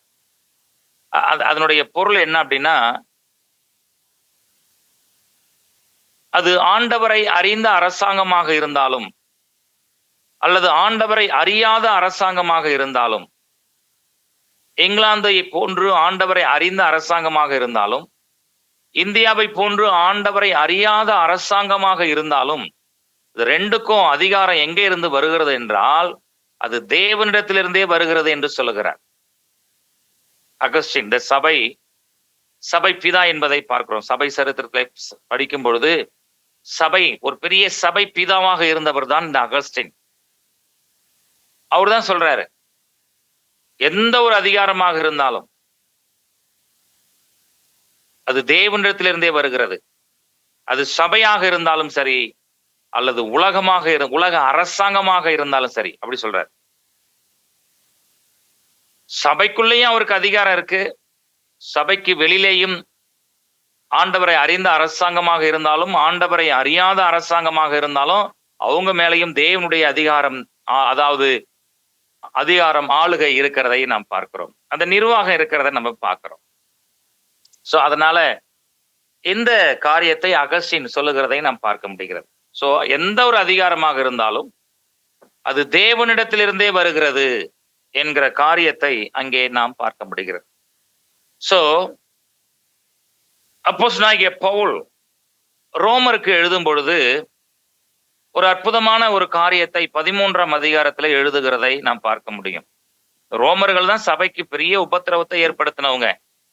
13ஆம் அதிகாரத்திலே வாசிக்கும் பொழுது இந்த ஒரு கொடிய காலமாக இருந்தது. சபை ரோமர்களால் உபத்திரவப்படுத்தப்பட்டது. நீரோ அப்படிங்கிற மன்ன கிறிஸ்துவர்களை பயங்கரமாக உபத்திரவம் செய்தான். மரங்களிலே கட்டி வைத்து அவர்கள் மேல் எண்ணெய்களை ஊற்றி உயிரோடு கூட எரிய வைத்தான். டயோக்ளிஷியன் அப்படிங்கிறதான பேரரசர் உலகம் முழுவதும் இருக்கக்கூடிய கிறிஸ்துவர்களை அவன் உபத்திரவப்படுத்தினான், வாள்களினாலே தலையை வெட்டி வீழ்த்தினான், நாடு கடத்தினான், சிலுவையிலே அவர்களை அறைந்தான், சிறு பிள்ளைகளை பாறைகளிலே மோதி அடித்தான். பலவிதமான உபத்திரவங்களை வேர்ல்ட் வைடு த பெர்சிக்யூஷன் அப்படிங்கிற மாதிரி உலகம் முழுவதும் இந்த உபத்திரவத்தை கொண்டு போன மனுஷன் தான் இந்த டயோக்ளிஷியன். டிசிஎஸ் ரோமுக்குள்ளேயும் ரோமுக்கு வெளியிலேயும் உபத்திரவத்தை ஏற்படுத்திய மனுஷன். இதெல்லாம் ஏன் சொல்றேன் அப்படின்னா, இவ்வளவு கொடிய உபத்திரவங்களை செய்து கொண்டிருந்ததான இந்த ரோம அரசாங்கத்திற்கு பவுல் சொல்லுகிற பொழுது சொல்றாரு, நீங்க இந்த அரசாங்கத்திற்காக நீங்கள் ஜெபிக்க வேண்டும், அரசாங்க கடமைகளை நீங்கள் நிறைவேற்ற வேண்டும், அரசாங்கத்திற்கு செய்ய வேண்டியதான காரியங்களை நீங்கள் செய்ய வேண்டும். கிறிஸ்தவர்களை கொலை செய்கிறார்களே என்று நீங்கள் அவர்களை சபிக்க கூடாது, கிறிஸ்தவர்களுக்கு எதிராக இருக்கிறார்களே என்று சொல்லி நீங்கள் அவர்களை எதிர்க்க கூடாது அப்படின்னு சொல்லி பவுல் அழகாக 13ஆம் அதிகாரத்துல அற்புதமான காரியங்களை அவர் சபைக்கு எழுதுகிறதை நாம் பார்க்க முடியும். எந்த மனுஷனும் மேலான அதிகாரம் உள்ளவர்களுக்கு கீழ்ப்படிய கடவன். இது ரொம்ப ஆச்சரியமான காரியம் நான் சொல்றது. இன்னைக்கு நம்ம அரசாங்கத்தை பல விதங்களிலே குறை சொல்லுகிறோம். நானும் சொல்லியிருக்கிறேன். இந்த அரசாங்கத்தை பல விதங்களிலே குற்றப்படுத்தியிருக்கிறோம், குறை சொல்லி இருக்கிறோம், பேசி இருக்கிறோம். ஆனா ஒரு முதிர்ச்சி அடைந்த இந்த அரசாங்கம் பல விதங்களிலே நமக்கு எதிராக இருந்தது உண்மைதான். ஆனால் இதை விட பல நூறு மடங்கு ரோம அரசாங்கமானது கிறிஸ்தவர்களுக்கு எதிராக இருந்தது. இந்த எழுதுகிறதான இந்த அப்போஸ்தலனாகிய பவுல், இந்த ரோம நிருபத்தை எழுதக்கூடியதான அப்போஸ்தலனாகிய பவுல் ஒரு நாளிலே ரோம அரசாங்கத்தின் அதிகாரத்தினாலேயே தலையை அவன் வாளாலே அவன் அறுக்கப்பட்டு துண்டிக்கப்பட்டு என்று நான் அந்த வார்த்தையை பயன்படுத்த விரும்பல. ஒரே வெட்டு வெட்டினாங்க, பவுலுடைய தலை துண்டா போயிட்டுது அப்படின்னா நல்லா இருந்திருக்கும். ஆனா அறுத்தார்கள். பவுலுடைய தலையை அவர்கள் கொஞ்சம் கொஞ்சமாக அணுவாக ஒரு மரத்தை ஒரு வாள் அறுப்பது போல பவுலை அவர்கள் அறுத்து கொலை செய்தார்கள். பழைய ஏற்பாட்டுல ஏசாயாவை அறுத்தாங்க, ரெண்டா பிளந்து எடுத்தாங்க. சோ அப்படிப்பட்டதான கொடிய உபத்திரவத்தின் வழியாய் போய் கொண்டிருக்கிற இந்த சபைக்கு பவுல் சொல்லுகிற காரியம் என்ன சொல்றாருன்னா, நீங்க அவங்களுக்காக ஜெபம் பண்ணுங்க அப்படின்னு சொல்றாரு. என்ன காரணத்தினால சொல்றாரு? இந்த ரோம அரசாங்கமாக இருந்தாலும் என்ன, அவருக்கு மறைவாகவா இந்த அரசாங்கம் ஏற்பட்டது? அவருக்கு மறைவாகவா நீரோ என்ற அரசன் வந்தான்? அவருக்கு மறைவாகவா டிசிஎஸ் என்றதான அடுத்த அரசன் வந்தான்? அவருக்கு மறைவாகவா அடுத்த டயோக்ளிஷியன் அப்படிங்கிற அரசன் வந்தான்? அவருக்கு மறைவாகவா டொமினிஷன் என்கிற அரசன் வந்தான்? அவருடைய ஆட்சிக்கும் அதிகாரத்துக்கும் மறைவாகவா டார்ஜன் அப்படிங்கிறதான அடுத்த பேரரசன் எழும்பி வந்தான்? அவருடைய பார்வைக்கு மறைவாகவா கலேரியஸ் என்றதான அரசன் எழும்பி இல்ல, அவரெல்லாம் தேவன் அனுமதித்தது. தேவன் இந்த காரியத்தை அனுமதித்தார். அவர்கள் அரசாண்டார்கள். அவருடைய காலகட்டங்களிலே இந்த உபத்திரவம் கடந்து போனதை நாம் பார்க்கிறோம். அதனாலதான் என்ன சொல்றாருன்னா, எந்த அதிகாரங்களாக இருந்தாலும் அது தேவனிடத்தில் இருந்து வருகிறது. நாம் அதற்காக ஜெபிக்க வேண்டும். அவர்களுக்கு செய்ய வேண்டிய காரியத்தை நாம் நல்ல பிரஜைகளாக இருந்து செய்ய வேண்டும் என்பதை பவுல் அங்க எழுதுகிறதை நாம் பார்க்க முடிகிறது. சோ இதை ஏன் சொல்றேன் அப்படின்னா, ஏன் இந்த காரியத்தை தேவன் சரி ஏன் அப்படின்னா, நிர்வாகத்தன்மையை பார்க்கிறோம். நிர்வாகத்தன்மையை நம்ம பார்க்கிறோம். இப்ப இதுல நமக்கு ஒரு சரியான ஒரு புரிதல் இருக்கும் பொழுதுதான் நாம் சரியாக செயல்பட முடியும். ஏன் அப்படின்னா, இந்த நிர்வாக தன்மையில நாம இருக்கும் பொழுது எல்லாமே பிளஸ்ஸா தான் இருக்கும் நீங்க நினைச்சிடக்கூடாது. எல்லாமே பாசிட்டிவா தான் இருக்கும். இந்த நிர்வாக தன்மையில நம்ம இருக்கும் பொழுது நாம we can walk on the red carpet. நிர்வாகத்தில் இருக்கும்போது நம்ம சிகப்பு கம்பளத்தில் நடந்து போயிடலாம். நிர்வாக தன்மையில நாம் இருந்து செயல்படுகிற பொழுது எல்லாம் நமக்கு சாதகமாக இருக்கும். இல்ல இல்ல பவுலுடைய பிரயாணத்துல 273 பேர் பிரயாணம் பண்ணாங்க. காற்று சாதகமாக இருந்தது. பவுல் சொல்றான் ஒரு வெளிப்பாடோடு கூட, நம்ம பிரயாணத்தை தொடர வேண்டாம், ஏதோ ஒரு காரியம் சம்பவம் நடக்க போகிறது, படகை அதாவது கப்பலை நிறுத்துங்கன்னு சொல்றான். ஆனால் மனிதர்கள் கப்பல்ல இருந்து தலையை வெளியே தூக்கி ஜன்னல் வழியாக வெளியே பார்த்து சொன்னாங்க, ஒரு பிரச்சனை இல்லை, காற்று சாதகமா தான் இருக்கு. இந்த பவுல் அதிக பக்தி அவனை உளர செய்து, இல்ல பவுல் ஏதோ திட்டம் போடுறாரு போல இருக்கு தப்பிச்சு போறதுக்கு, அதுக்காக போக வேண்டாம்னு சொல்றாருன்னு சொல்லி இவங்க எல்லாம் பிரயாணத்தை தொடர்ந்தாங்க.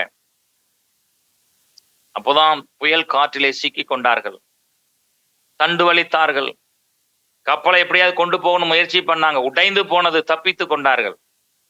சோ இந்த நிர்வாக தன்மையிலையும் அப்படிதான் சில நேரங்கள்ல, அதை இப்படி அந்த வார்த்தை ரொம்ப அழகா சொல்றேன், இந்த நிர்வாக தன்மையில சில நேரங்கள்ல ரிஸ்க் சாப்பிடுறது போல இருக்கும், சில நேரங்கள்ல ரிஸ்க் எடுக்கிறது நேரமும் இருக்கும்.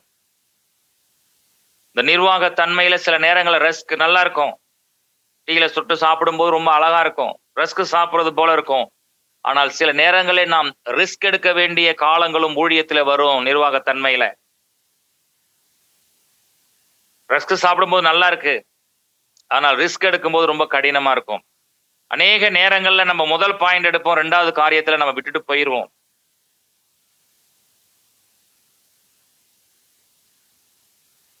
சோ சபையினுடைய அதிகாரம் எங்கே இருந்து வருகிறது? தேவனிடத்திலிருந்து வருகிறது. உலகத்திற்கு அதிகாரம் எங்கே இருந்து வருகிறது? அது தேவனிடத்திலிருந்து வருகிறது என்கிற காரியத்தை நாம் கவனிக்க வேண்டும். அப்ப அந்த நிர்வாக தன்மையை நான் பேசிட்டு இருக்கிறேன். தேவன் ஏற்படுத்தின நிர்வாகம் தானே, ஏன் அங்கே குழப்பம் இருக்கிறது? தேவன் ஏற்படுத்தின தோட்டம் தானே, தேவன் ஏற்படுத்திய கனிதானே, தேவன் ஏற்படுத்தின மனிதர்கள் தானே, தேவனால் உருவாக்கப்பட்ட சிருஷ்டிக்கப்பட்ட தேவ சாயல் தானே, ஏன் இந்த நிலைமை? குழப்பம், எதிரான காற்று. சில நேரங்கள்ல நம்ம அப்படி நினைக்கலாம், நல்ல நிர்வாகத்தில் இருந்து நீங்கள் செயல்படக்கூடியவர்களாக இருக்கலாம், ஆனால் உங்களுக்கு எதிராக காற்று வீசலாம். சில நேரங்கள்ல ரொம்ப அழகா இருக்கும், தென்றல் போல இருக்கும், சில நேரங்கள்ல காற்று வீசலாம். கவலைப்படாதீங்க, இந்த காற்றுக்கு பின்பாக பவுலுடைய வாழ்க்கையில எப்படி ஒரு அமைதி உண்டாயிற்றோ அது போல ஒரு அமைதி உண்டாகும். அங்கே விறகுகள் உங்கள் குளிர்காக நெருப்பு உண்டாக்கப்படும். அப்பையும் ஒரு சிறிய ஆபத்து, அவன் துணி சாதாரணமா வீசிட்டார் பால். இந்த பவுலுக்கு இந்த பாம்பு, பவுலுக்கு இந்த சேதம், இந்த உயிர் சேதம், ஐயோ பவுலே நீ சாக போற அப்படின்னா, அது இந்த வார்த்தையெல்லாம் பவுலுக்கு ஒரு புதிதான வார்த்தை கிடையாது. பவுலே உனக்கு நிறைய பிரச்சனை இருக்கு, அது புதிதான வார்த்தை கிடையாது. பவுலே நீ அதிகமா உபத்திரப்பட போற, அது அவருக்கு புதிதான வார்த்தை கிடையாது. பவுலே அநேக நாள் நீ பசியா இருக்க போற, அது புதிதான வார்த்தை கிடையாது. பவுலே நீ 5 முறை நீ அடிக்கப்பட போற, புதிதான வார்த்தை கிடையாது. பவுலே அந்நிய மக்களால் உனக்கு சேதம் வரப்போகுது, பவுலுக்கு புதிதான வார்த்தை கிடையாது. இந்த நிர்வாகத்துல அது போல ஆண்டவர் அநேக காற்றுகள் வழியாய் உங்களை நடத்தி கொண்டு போவார். பசியோடு, பட்னியோடு, பலவிதமான கொடிய கடினமான சூழ்நிலை வழியாய் நடத்தி கொண்டு போவார். ஏன் தெரியுங்களா? நான் ஒரு உதாரணம் சொல்றேன். என் நண்பன் அடிக்கடி சொல்லக்கூடிய ஒரு வார்த்தை, மலைகளுக்கு மலை இருக்கிறதே, மலை, பெரிய மலை இருக்கு, அடிவாரத்துல இருக்கக்கூடிய மரங்களுக்கு அதிகமான காற்று இருக்காது, ஆனால் மலைக்கு உச்சியில் இருக்கக்கூடிய மரங்களுக்கு காற்று அதிகமாக இருக்கும். என்ன தெரியுங்களா? ரெண்டுக்கு என்ன வித்தியாசம் தெரியுங்களா? அந்த மலை உச்சியில இருக்கிற அந்த மரத்தினுடைய வேர்கள் ரொம்ப ஆழமா இருக்கும். அது அடிக்க அடிக்க, அது அசைய அசைய அதனுடைய வேர்கள் ஆழமாய் பூமியில போய் தைத்து கொள்ளும், ரொம்ப ஸ்ட்ராங்கா இருக்கும். அதே நேரத்தில் அடிவாரத்தில் இருக்கக்கூடிய மரங்கள் வேறு அவ்வளவு ஆழமா இருக்காது. என்னைக்காவது ஒரு காற்று அடிக்கும் பொழுது மலைக்கு கீழே அடிவாரத்தில் இருக்கிற மரங்கள் சாய்ந்து போகும், ஆனால் மலை உச்சியில் இருக்கக்கூடிய மரங்கள் ரொம்ப டெம்பரா நின்றுட்டே இருக்கும்னு சொல்லுவான். அது போலதான் உங்க வாழ்க்கையில அப்படி நீங்க கடந்து போறீங்களா? உங்களை தேவன் உங்களை ஆழப்படுத்துகிறார். உங்களை தேவன் ஆழமான அஸ்திபாரத்தை போட செய்கிறார். உங்களை தேவன் ஒரு பெரிய நோக்கத்துக்காக, கருவியாக பயன்படுத்தும்படியாக தேவன் ஒரு பெரிய அஸ்திபாரத்தை போட்டுக் கொண்டிருக்கிறார். அப்ப இந்த நிர்வாக தன்மை என்பதை நாம் பார்க்கிறோம். ஒரு நிர்வாகி என்றால், ஒரு அட்மினிஸ்ட்ரேட்டர் என்றால், ஒரு சிஇஓ என்றால், நம்ம அநேக நேரங்கள்ல சுந்தர் பிச்சையுடைய, இந்த கூகுளுடைய சிஇஓ சுந்தர் பிச்சையுடைய சம்பளம் தான் நம்ம பேசுறோம். ஆனால் அந்த மனிதனிடத்துல நெருங்கி போய் கேட்போமானால் இருக்கக்கூடிய பாடுகளையும் பிரச்சனைகளையும் சொல்லுவார். அதுதான் உண்மை.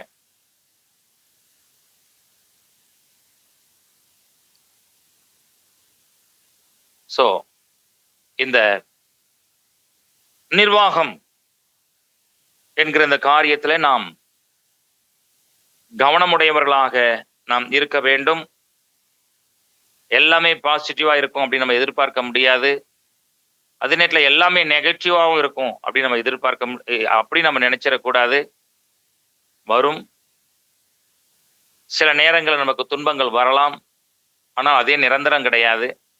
கிறிஸ்துவ வாழ்க்கையிலே தேவன் நமக்கு கொடுத்திருக்கிற காரியம் என்ன அப்படின்னா, தோல்வியில் ஆரம்பிச்சாலும் ஜெயமா முடியும், அற்பமாய் ஆரம்பித்தாலும் சம்பூர்ணமாய் முடியும். அதுதான் தேவன் நமக்கு வாக்கு பண்ணியிருக்கிறார். அதுதான் இந்த கிறிஸ்துவ வாழ்க்கையினுடைய மேன்மை என்பதை நாம் கண்டுகொள்ள முடியும்.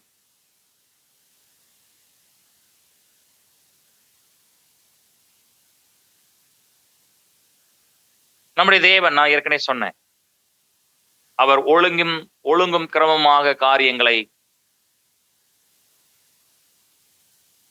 செய்யக்கூடியவர்.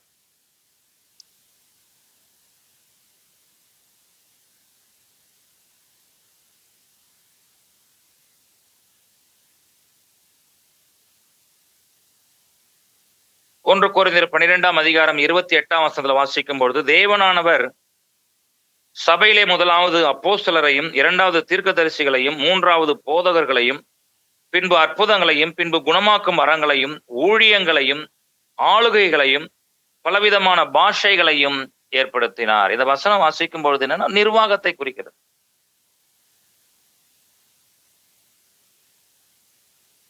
இந்த வசனம் என்ன சொல்லுது அப்படின்னா, சபையில் இருக்கக்கூடிய நிர்வாகத்தன்மை எப்படி இருக்கணும். நம்முடைய ஆண்டவர் எப்படிப்பட்டவர்? முதல்ல பிரகாரம் பரிசுத்த ஸ்தலம், மகா பரிசுத்த ஸ்தலம். அந்த அமைப்பை பாருங்க. சோ அவர் ஒழுங்கின் தேவன். அப்ப இதெல்லாம் அவர் வச்சிருக்கிறார். அது போலதான் சபைக்குள்ளேயும் இந்த சபையினுடைய வளர்ச்சிக்காக, பக்தி விருத்திக்காக, பரிசுத்தத்திற்காக, ஆசீர்வாதங்களுக்காக, குடும்பங்கள், சபைகள் கட்டி எழுப்பப்படுவதற்காக ஆண்டவர் இந்த சபையில இந்த நிர்வாக அமைப்பை ஏற்படுத்தியிருக்கிறார். 5 விதமான ஊழியம், 5 விதமான ஊழியத்தை நம்ம பார்க்கிறோம்.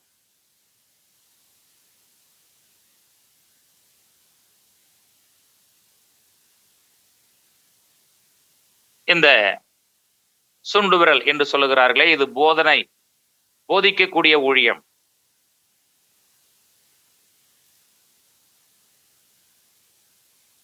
அடுத்த விரலை நாம் பார்க்கிற பொழுது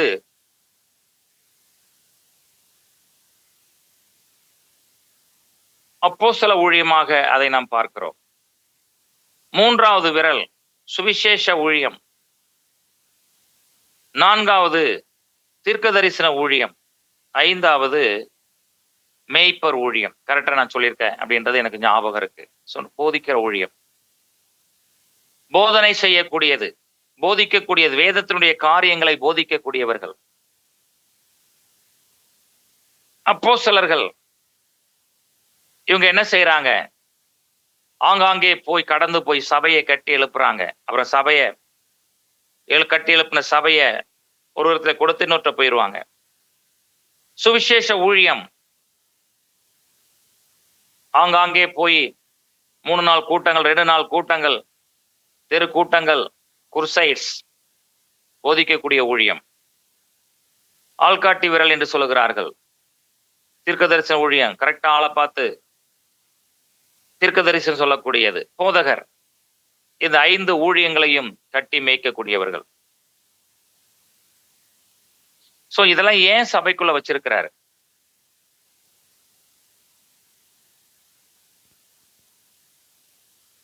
இந்த 5 விதமான ஊழியங்களும் ஒன்றுக்கொன்று தொடர்புடையது. ஒன்றுக்கொன்று தொடர்புடையது. ஒருவர் வேதத்தை போதிக்கிறார். போதிக்கப்பட்ட இடத்திலே அந்த மனிதர் அங்கே போய் சபையை கட்டி எழுப்புகிறார். சபை கட்டி எழுப்பப்படுகிறது. அந்த மனிதர்களுக்கு அங்கே இருக்கக்கூடியவர்களும் சபைக்குள்ளாக இருக்கக்கூடியவர்களும் சுவிசேஷ ஊழியம் எல்லாரும் செய்யணும். சபைக்குள்ள இருக்கிற அத்தனை பேரும் சுவிசேஷ ஊழியங்கள் செய்ய வேண்டும் என்பதை பார்க்கிறோம். அந்த சபையில இருந்து அங்கத்தினர்களாக பல வருஷங்களாக அவர்கள் ஊழியம் செய்து கொண்டிருக்கிற பொழுது தேவன் சிலரை தீர்க்கதரிசிகளாக சபையினுடைய பக்தி விருத்திக்காக ஏற்படுத்துகிறார். இவர்கள் எல்லாரும் சபையினுடைய மேய்ப்பருக்கு கீழாக அடங்கி இருந்து இந்த வரங்கள் எல்லாம் செயல்படுகிறதை பார்க்கிறோம். ஒன்றுக்கொன்று தொடர்புடையது. ஒவ்வொன்றுக்கும் ஒவ்வொரு விதமான காரியம் இருக்கும். போதனை செய்கிறவர்கள் வேதத்தை கரைத்து குடித்து வேதத்தில் இருக்கிற ரகசியங்களை அப்போஸ்தலர்கள் அங்காங்க போய் சொல்லப்பட்ட காரியத்தை வசனத்தை கேட்ட மக்கள் மத்தியில் ஒரு சபையை கட்டி ஒரு போதகரை ஏற்படுத்துவது. சுவிசேஷ ஊழியம் சுற்றி இருக்கிற கிராமங்கள், பட்டணங்கள், நகரங்கள், தெருக்கள், வீடுகள், ஜனங்கள், நண்பர்கள், உறவினர்கள், உற்றார் எல்லாருக்கும் போய் சொல்வது. அப்போ சபை பக்தி விருத்தி அடைவதற்காக கர்த்தருடைய வார்த்தையை கேட்டு பாவத்திலிருந்து விளங்கி பரிசுத்தமாய் வாழ்வதற்காக பழைய ஏற்பாட்டில் எப்படி தீர்க்கதரிசிகள் ஆண்டு எழுப்பினாரோ அது ஆள்காட்டி விரல். அடுத்து மேய்ப்பர் என்பதை பார்க்கிறோம். Shepherd, pastor. சோ இதெல்லாம் எப்படி இருக்கும்னா சபைக்குள்ளாக இருந்து செயல்படக்கூடிய ஊழியங்கள், வரங்கள் என்பதை நாம் பார்க்கிறோம்.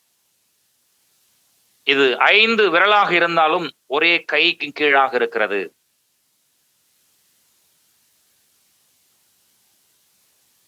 இது 5 விரல்களாக இருந்தாலும் ஒரே கையில தான் இருக்கு. தனித்து செயல்படக்கூடியதல்ல. அதே போல ஒரு விரலுக்கு ஒரு பிரச்சனைனா இன்னொன்னு உதவி செய்யக்கூடிய நிலைமையில அங்கே அந்த கட்டமைக்கப்பட்டிருக்கிறதை நாம் பார்க்க முடிகிறது. சோ தேவன் தன்னுடைய நிர்வாகத்தை இந்த 5 ஊழியங்கள் மூலமாக அவர் வெளிப்படுத்துகிறதை அல்லது செயல்படுத்துகிறதை நாம் பார்க்க முடியும்.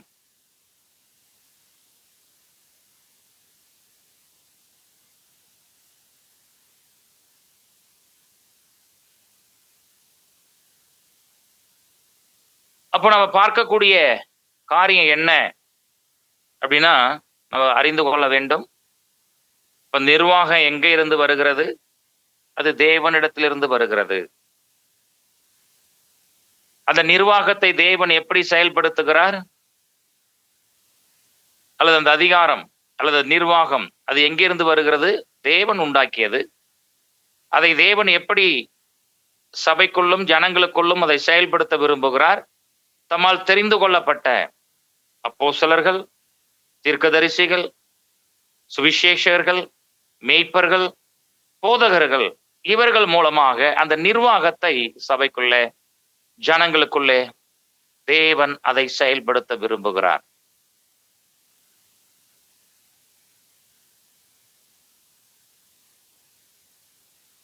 அப்ப நிர்வாகம் தேவையா?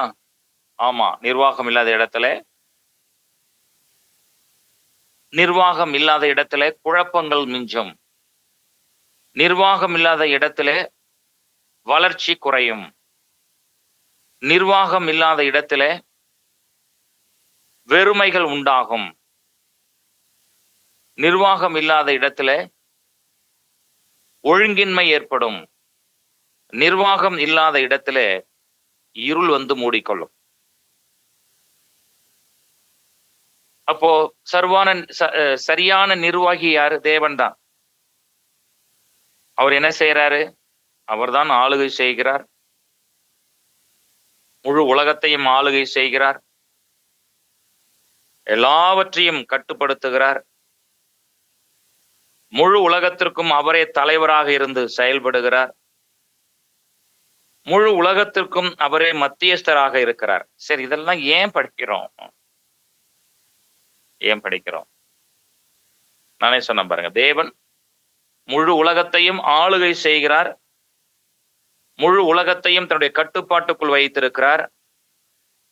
முழு உலகத்திற்கும் அவரே தலையாக இருக்கிறார். முழு உலகத்திற்கும் அவரே மத்தியஸ்தராக இருக்கிறார். அப்போ தேவன் இத்தனை காரியங்களையும் அவர் எப்படி செயல்படுத்த போகிறார் என்றால், உங்க மூலமாக, ஏன் மூலமாக தான் அதை செயல்படுத்த போகிறார்.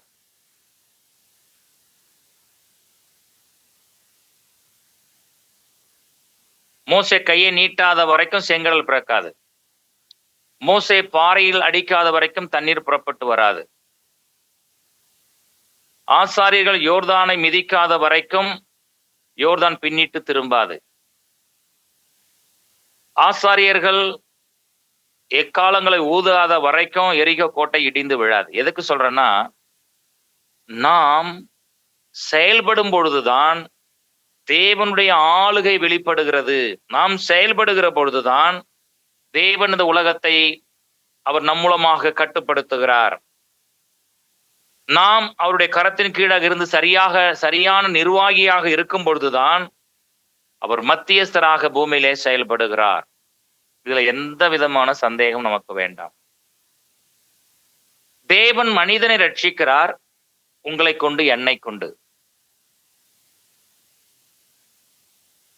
தேவன் பாவிகளை ரட்சிக்கிறார், உங்களை கொண்டு, என்னை கொண்டு. தேவன் தன்னுடைய சுவிசேஷத்தை உலகத்திற்கு கொண்டு போகிறார், உங்களை கொண்டு, என்னை கொண்டு. அதுல ஏதாவது சந்தேகம் இருக்கா? இல்லை. சோ அப்ப தேவனுடைய ஆளுகையை, அவருடைய அதிகாரத்தை, அவர் இந்த பூமியை ஆளக்கூடிய ஆட்சியை அவர் தன்னுடைய பிள்ளையின் மூலமாக, தன்னுடைய ஜனங்கள் மூலமாக, ஏன் தம்மால் தெரிந்து கொள்ளப்பட்டதான அப்போஸ்தலர்கள் மூலமாக, தீர்க்கதரிசிகள் மூலமாக, சுவிசேஷகர்கள் மூலமாக, போதகர்கள் மூலமாக அதை பூமியிலே அதை அவர் செயல்படுத்துகிறார்.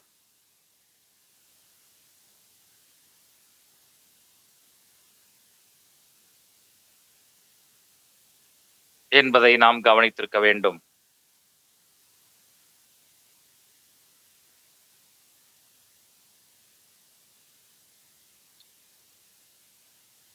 அதனாலதான் இந்த 5 விதமான ஊழியங்களை தேவன் ஏற்படுத்தியதை பார்க்க முடிகிறது. ரைட்.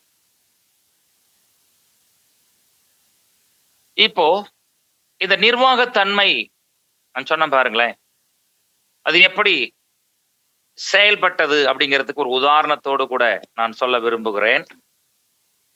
ஒரு உதாரணத்தோடு கூட அதை நான் பேச விரும்புகிறேன்.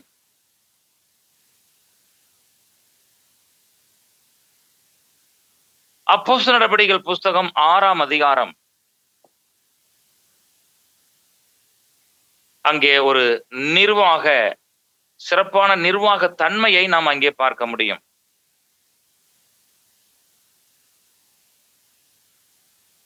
அப்போஸ்தலர் நடபடிகள் புஸ்தகம் 6ஆம் அதிகாரம். அந்த நாட்களிலே சீஷர்கள் பெருகின பொழுது கிரேக்கரானவர்கள் தங்கள் விதவைகள் அன்றாட விசாரணையில் திட்டமாய் விசாரிக்கப்படவில்லை என்று எபிரேயருக்கு விரோதமாய் முறுமுறுத்தார்கள். அப்பொழுது 12 சீஷர் கூட்டத்தை வரவழைத்து, நாங்கள் தேவ வசனத்தை போதியாமல் பந்தி விசாரணை செய்வது தகுதி அல்ல. ஆதலால் சகோதரரே, பரிசுத்த ஆவியும் ஞானமும் நிறைந்த நற்சாட்சி பெற்றிருக்கிற 7 பேரை உங்களில் தெரிந்து கொள்ளுங்கள். அவர்களை இந்த வேலைக்காக ஏற்படுத்துவோம். நாங்களோ ஜெபம் பண்ணுவதிலும் வேத வசனத்தை போதிக்கிற ஊழியத்திலும் இடைவிடாமல் தரித்திருப்போம் என்றார்கள். அப்போ இப்ப பாருங்க, இப்ப பிரச்சனை வந்தது. இப்ப சபையில பிரச்சனை. யாருக்கு பிரச்சனை? கிரேக்கரானவர்கள் தங்கள் விதவைகளை அன்றாட விசாரணையில் எபிரேய கிரேக்க மற்றும் எபிரேய விதவைகளுக்கு இடையிலே பிரச்சனை. 2 பேருமே யூதர்கள் தான், அதுல எந்த மாற்றமும் இல்லை. 2 பேருமே கிரேக்க விதவையா இருந்தாலும்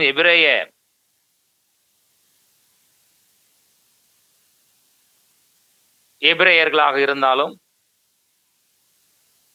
அங்க 2 பேருமே யூதர்கள் தான். ஒரு கூட்டம் யூதர்கள் பாலஸ்தீனத்துக்கு வெளியே இருந்து கிரேக்க மொழியை பேசுறவங்க, இன்னொரு கூட்டம் எபிரேய மொழி பேசக்கூடிய 2 பேருமே யூதர்கள் தான். எப்படின்னா ஒரு தமிழர் பஞ்சாபுக்கு ஊழியத்துக்கு பஞ்சாபுக்கு பிசினஸ் பண்ண போறாரு, அங்க போய் பஞ்சாபியை கத்துக்கிட்டு பிசினஸ் பண்றாரு, ஊழியம் பண்றாரு, ஆனா தமிழர். அதே ஒரு தமிழர் மிஷினரியாக கல்கத்தா போறாரு, அங்க போய் பெங்காலி கத்துக்கிட்டு ஊழியம் பண்றாரு, தமிழர் தான். ஆனா ஒருத்தர் பஞ்சாபி பேசுறாரு, ஒருத்தர் பெங்காலி பேசுறாரு, ஆனா 2 பேருமே தமிழ்காரங்க தான். அது போலதான் இங்க 2 பேருமே யூதர்கள் தான், ஆனால் மொழி தான் வேற மொழி என்பதை பார்க்கிறோம். சரி, இப்ப பிரச்சனை வந்தது. இப்ப சபைக்குள்ள பிரச்சனை வந்துச்சு. ஆதி திருச்சபையிலே இந்த உணவு பிரச்சனை வருகிற பொழுது இந்த பிரச்சனை எப்படி சால்வ் ஆகுதுன்னு பாருங்க. இந்த பிரச்சனை எப்படி சால்வ் ஆகுது? ஆதி திருச்சபை வளர்கிறது. 3000 பேர் ரட்சிக்கப்பட்டு சபைக்குள்ள வராங்க 2ஆம் அதிகாரத்துல. 4ஆம் அதிகாரத்துல 5000 பேர் ரட்சிக்கப்பட்டு சபைக்குள்ள வராங்க. அனுதினமும் ரட்சிக்கப்பட்டு ஜனங்கள் சபைக்குள்ள வராங்க. சபை கூட்டமானது எண்ணிக்கையிலே வளர்ந்து பெருகி கொண்டிருக்கிற நேரத்துல இப்போ பிரச்சனை என்று வருகிற பொழுது அந்த இடத்துல யார் செயல்பட்டார்கள் என்றால், யார் செயல்பட்டாங்க?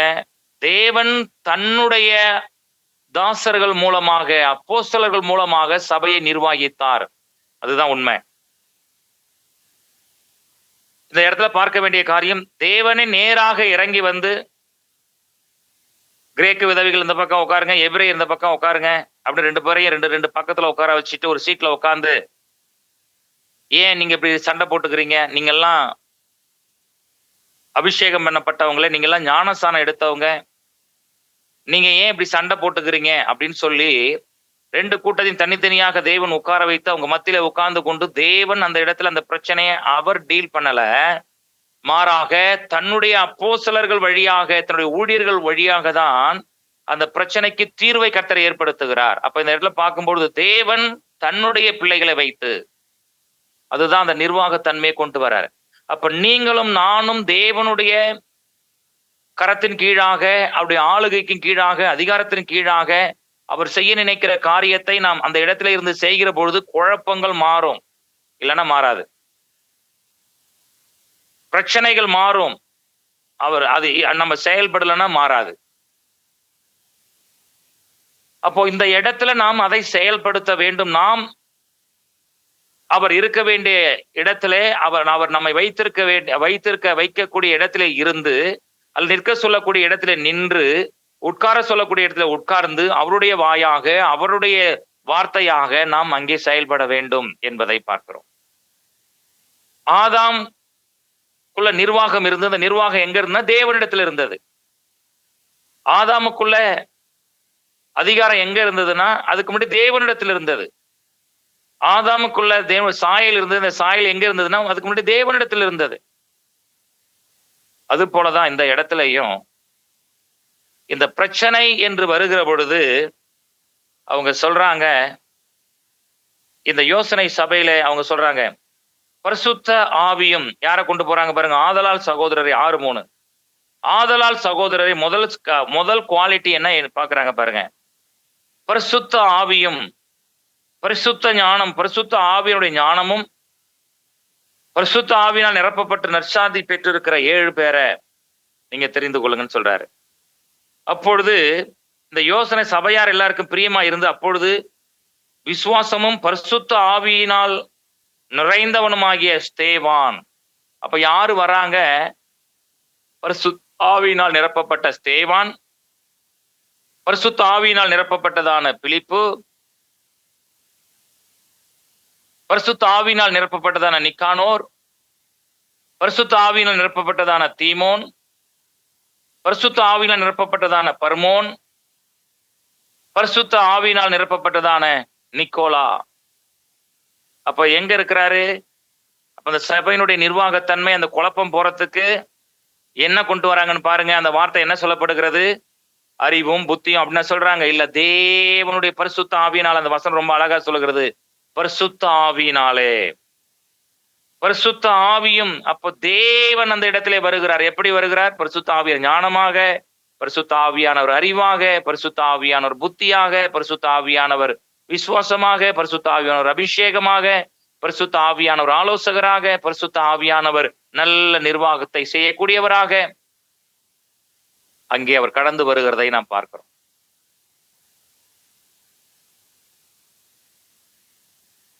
ஆதி திருசபை அப்ப பிரச்சனை வருகிற பொழுது தன்னுடைய கிரியைகளை, காரியங்களை தேவன் எப்படி செயல்படுத்துகிறார்? யார் மூலமாக? அப்போஸ்தலர் மூலமாக. யார் மூலமாக? தீர்க்கதரிசிகள் மூலமாக. யார் மூலமாக? மெய்ப்பர்கள் மூலமாக. யார் மூலமாக?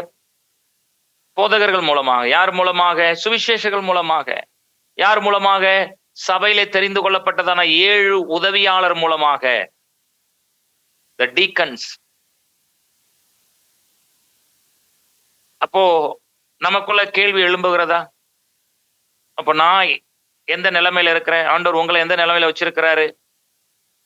ஊழியர்களாக, ஊழியக்காரிகளாக, தேவனுடைய பிள்ளையாக, தேவனுடைய மூப்பர்களாக, சபைக்கு தூணாக, அங்கத்தினர்களாக, அபிஷேகம் பண்ணப்பட்ட தேவனுடைய பிள்ளைகளாக, பிரச்சனையை சால்வ் பண்றவங்களாக, குழப்பத்தை நீக்கிறவங்களாக, சரியான நிர்வாகத்தன்மை ஏற்படுத்தி குடும்பத்தையும் சபையும் அடுத்த நிலைமைக்கு கொண்டு போகக்கூடியவர்களாக, ஒரு நிர்வாக திறமையுடைய மனிதர்களாக, தேவனுடைய பிள்ளைகளாக தான் தேவன் உங்களை வைத்திருக்கிறார்.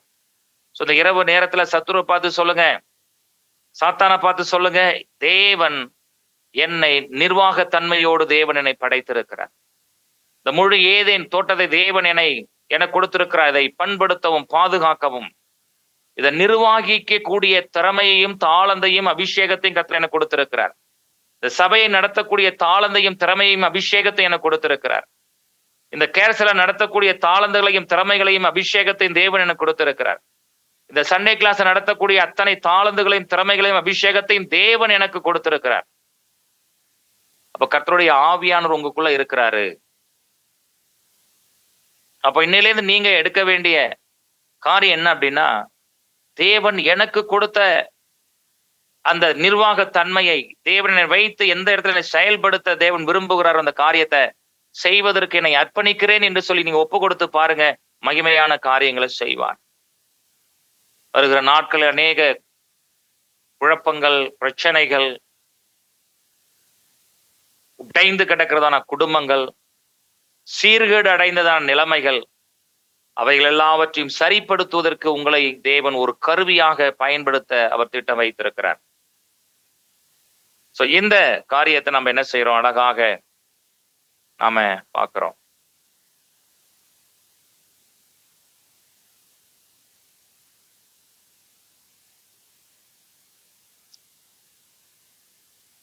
அப்போ இந்த சபையில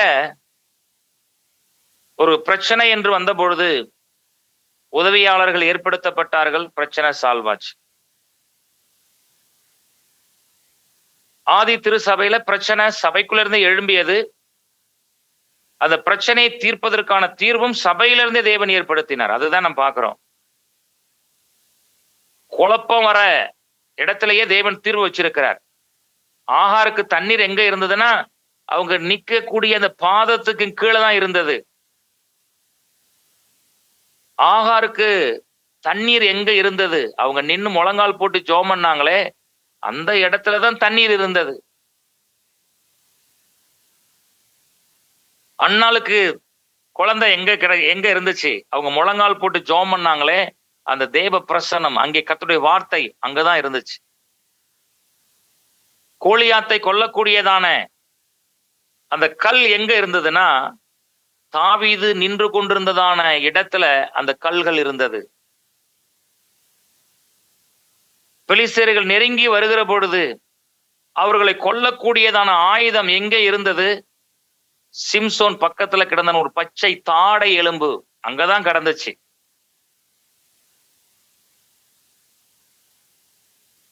மீதியானியர்களை கொல்லக்கூடிய ஒரு பெரிய பராக்கிரமம் எங்க இருந்தது? ஓடி பதுங்கி கொண்டதான கிதியோனுக்குள்ளதான் இருந்துச்சு. 800 ரதங்களோடு இஸ்ரவேல் ஜனங்களை அழிக்கும்படி வந்ததான சிசேரா என்ற மனிதனை கொல்லக்கூடிய ஆயுதம் எங்க இருந்தது? யாகேலுடைய கூடாரத்துக்குள்ள ஒரு ஆணியும் ஒரு சுத்தியும் இருந்தது. சோ இதெல்லாம் ஏன் உங்களுக்கு நான் சொல்றேன்னா, நமக்குள்ள அல்லது உங்களுக்குள்ள இருக்கிற பிரச்சனைகளுக்கு தீர்வு எங்க இருக்குன்னா, தேவன் உங்களுக்குள்ளேயே அந்த பிரச்சனைகளுக்கு தீர்வு வச்சிருக்கிறார். எங்க குழப்பம் இருக்கோ அங்க தீர்வு இருக்கு. எங்க போராட்டம் இருக்கிறதுக்கு அங்கே ஒரு முடிவு இருக்கிறது. எங்கே வெறுமை இருக்கிறதோ அது பக்கத்துல தேவன் நிறைவை வைத்திருக்கிறார். எங்கே இருள் இருக்கிறதோ அங்கே வெளிச்சத்தை கர்த்தர் வைத்திருக்கிறார். எங்கே ஒழுங்கின்மை இருக்கிறதோ அதை சரிப்படுத்தக்கூடிய தேவன் அங்கே இருக்கிறார். இந்த மாலை நேரத்துல அதுதான் உங்க வாழ்க்கையிலையும் என் வாழ்க்கையிலையும் உங்க ஊழியத்திலையும் என்னுடைய ஊழியத்திலையும் தேவன் அதை செய்ய போறார். 2ஆம் வசனம் வெறுமை ஒழுங்கின்மை என்று ஆரம்பித்தால் 3ஆம் வசனம் வெளிச்சம், 4ஆம் வசனம் விதை, 5ஆம் வசனம் 6, 7 வசனங்கள் புல்தரும் பூண்டுகள், 8, 9, 10 வசனங்கள் ஒளிதரும் சுடர்கள், 11, 12, 13 விலங்குகள் பறவைகள், 15, 20, 21 வசனங்கள் மனுஷன். நிறைவோடு கூட அந்த அதிகாரம் முடியும். அப்படிதான் குழப்பத்தோட பிரச்சனையோட நம்ம நின்றுட்டு இருக்கிறோமா? முடியும் பொழுது அது அற்புதமாக முடியும். இந்த பிரச்சனைக்கு தீர்வு சபைக்குள்ளேயே இருந்துச்சு. எந்த ஒரு காரியம் சத்ரு எதை கொண்டு வந்தாலும் தீர்வை தேவன் அங்கே வச்சிருக்கிறார். சத்ரு நினைச்சது என்ன தெரியுங்களா? ஆதாம் ஏவாள பாவத்துல தள்ளிட்டோம்னா அவ்வளவுதான், நமக்கு தான் இந்த உலகம், நாம இதுல ஆண்டுலாம் நினைச்சான். ஆனால் 3ஆம் அதிகாரம் 15ஆம் வசனம், அதே அதிகாரத்துல எந்த இடத்துல மனுஷன் பாவத்துல விழுந்தானோ அதே இடத்துல தேவன் மனிதனோடு உடன்படிக்கை பண்ணாரு. உன்னை ஏமாத்தினுடைய தலையை நான் மிதிப்பன்னு சொன்னாரு. உனக்கும் ஸ்திரீக்கும் உன் வித்துக்கும் அவள் வித்துக்கும் பகையை உண்டாக்குவேன், அவர் உன் தலையை நசுக்குவார். இரவு நேரத்துல ஏதாவது ஒரு காரியத்துல போராட்டத்துல பிரச்சனையில நீங்க சிக்கிருக்கீங்களா? கவலைப்படாதீங்க, தீர்வை கர்த்தர் வைத்திருக்கிறார். சீக்கிரமாக அதை உங்களுடைய கண்கள் காணும். கர்த்தர் உதவி செய்வாராக. ஒருவேளை பாடமா இருந்தாலும் சில நேரங்கள் ஆவியானவர் நடத்துகிற வழியாய் போவது நல்லது. அப்போ நிர்வாக தன்மையை பார்க்கிறோம். சாப்பாட்டு பிரச்சனை உடனே ஏற்படுத்தினார். அது போல ஒரு சபை என்றால் அதிலே நமக்கும் பங்கு இருக்கிறது. அதுல நமக்கும் பங்கு இருக்கு. எப்படி இந்த ஸ்தேவான நம்ம இதுவரைக்கும் நம்ம இதுக்கு முன்னாடி எங்கேயும் படிக்கல, இப்பதான் படிக்கிறோம். திடீர்னு பாக்குறோம் ஸ்தேவான்றாங்க, திடீர்னு பாக்குறோம் ஒரு பிலிப்புங்கிறாங்க, திடீர்னு பாக்குறோம் ஒரு நிக்கோலா அப்படின்றாங்க. இது போலதான். அப்ப சபை வளர்ச்சிக்கு அடுத்த காரியத்துக்கு போவதற்கு என்னென்ன ஏதுக்கள் அது வேண்டுமோ அதையெல்லாம் தேவன் சபைக்குள்ளேயே தான் தேவன் வைத்திருக்கிறார். வரங்களையும் வல்லமைகளையும் தாளந்துகளையும் அபிஷேகத்தையும் அதிகாரத்தையும் தேவன் சபைக்குள்ளதான் வச்சிருக்கிறார். அப்போ இந்த காலகட்டங்கள்ல நாம் அறிந்து கொள்ள வேண்டிய காரியம் என்ன அப்படின்னா, நமக்கும் சபையிலே ஒரு பங்கு இருக்கிறது. நமக்கும் அப்படிங்கிறத விட இன்னும் சொல்லணும்னா எனக்கும் என்னுடைய சபையிலே ஒரு பங்கு இருக்கிறது. நான் ஏதாவது ஒரு ஊழியத்திலே நான் பங்கெடுக்க வேண்டும். நான் ஏதாவது ஒரு ஊழியத்துல நான் பங்கெடுக்கணும்.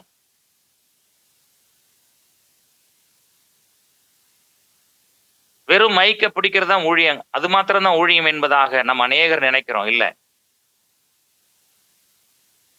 நாம் மைக்கை பிடிப்பதற்கு முன்பாக நம்முடைய கைகள் வேலைகளினாலே ஊழியங்களினாலே அவைகள் அழுக்காக்கப்பட வேண்டும். அதை நான் அழகா நான் சொல்லுவேன்.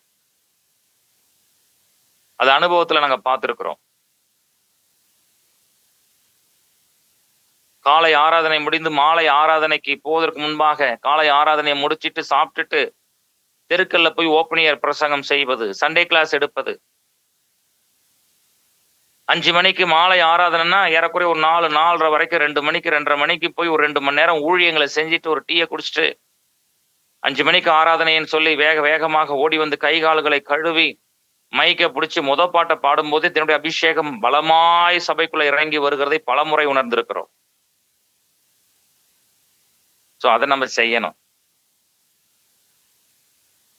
அப்ப சபை என்றால் அங்கே அநேக வேலைகள் இருக்கிறது. ஞாயிற்றுக்கிழமை ஆராதனையில சபையில வெளியில நின்னு வரக்கூடிய மக்களை அந்த என்ட்ரன்ஸ்ல நின்னு அல்லது சபையினுடைய வாசலிலே நின்று வருகிற மக்களை அன்போடு கூட சிரிப்போடு கூட மகிழ்ச்சியோடு கூட கைகளை கூப்பிட்டு உள்ளே வாருங்கள், ஸ்தோத்திரம், கர்த்தருக்கு ஸ்தோத்திரம், வாங்கன்னு சொல்லி 2 பக்கம் 2 பேர் நின்று கையெடுத்து உள்ளே அழைப்பது, அதுவும் ஒரு ஊழியம்தான்.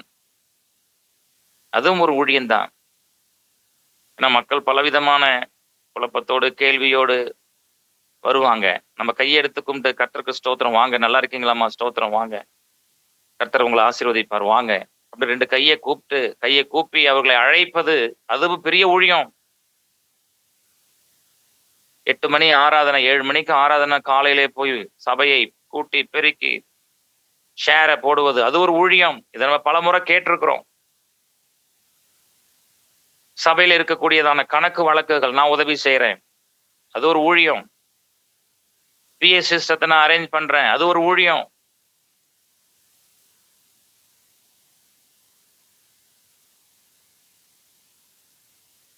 சில நேரங்கள்ல போதகர் பிரசங்கம் செய்யும் பொழுது கொண்டு போய் ஒரு டீயை கொடுக்கறது அல்லது ஒரு வாட்டர் பாட்டில கொண்டு போய் கொடுக்கறது, அதுவும் ஒரு ஊழியம்தான். சோ நமக்கும் சபையில ஏதாவது ஒரு விதத்திலே பங்கு இருக்கணும். நாம் சபைக்காக, ஆண்டவருக்காக, ஊழியத்திற்காக, ஊழியர்களுக்காக நாம் எதை செய்கிறோமோ அதனுடைய பலனை கர்த்தர் கொடுக்கக்கூடியவராக இருக்கிறார். நாம என்னாவது ஒரு காரியத்துல நம்ம ஈடுபடுத்திக் கொள்ள வேண்டும். அப்படிதான் நம்மள ஆண்டவர் ஒரு பொதுவாகவே உருவாக்குவார்.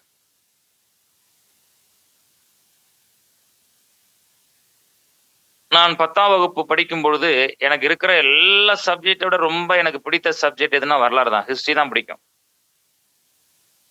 அது என்னன்னு எனக்குன்னு தெரியல, அதான் பிடிக்கும்.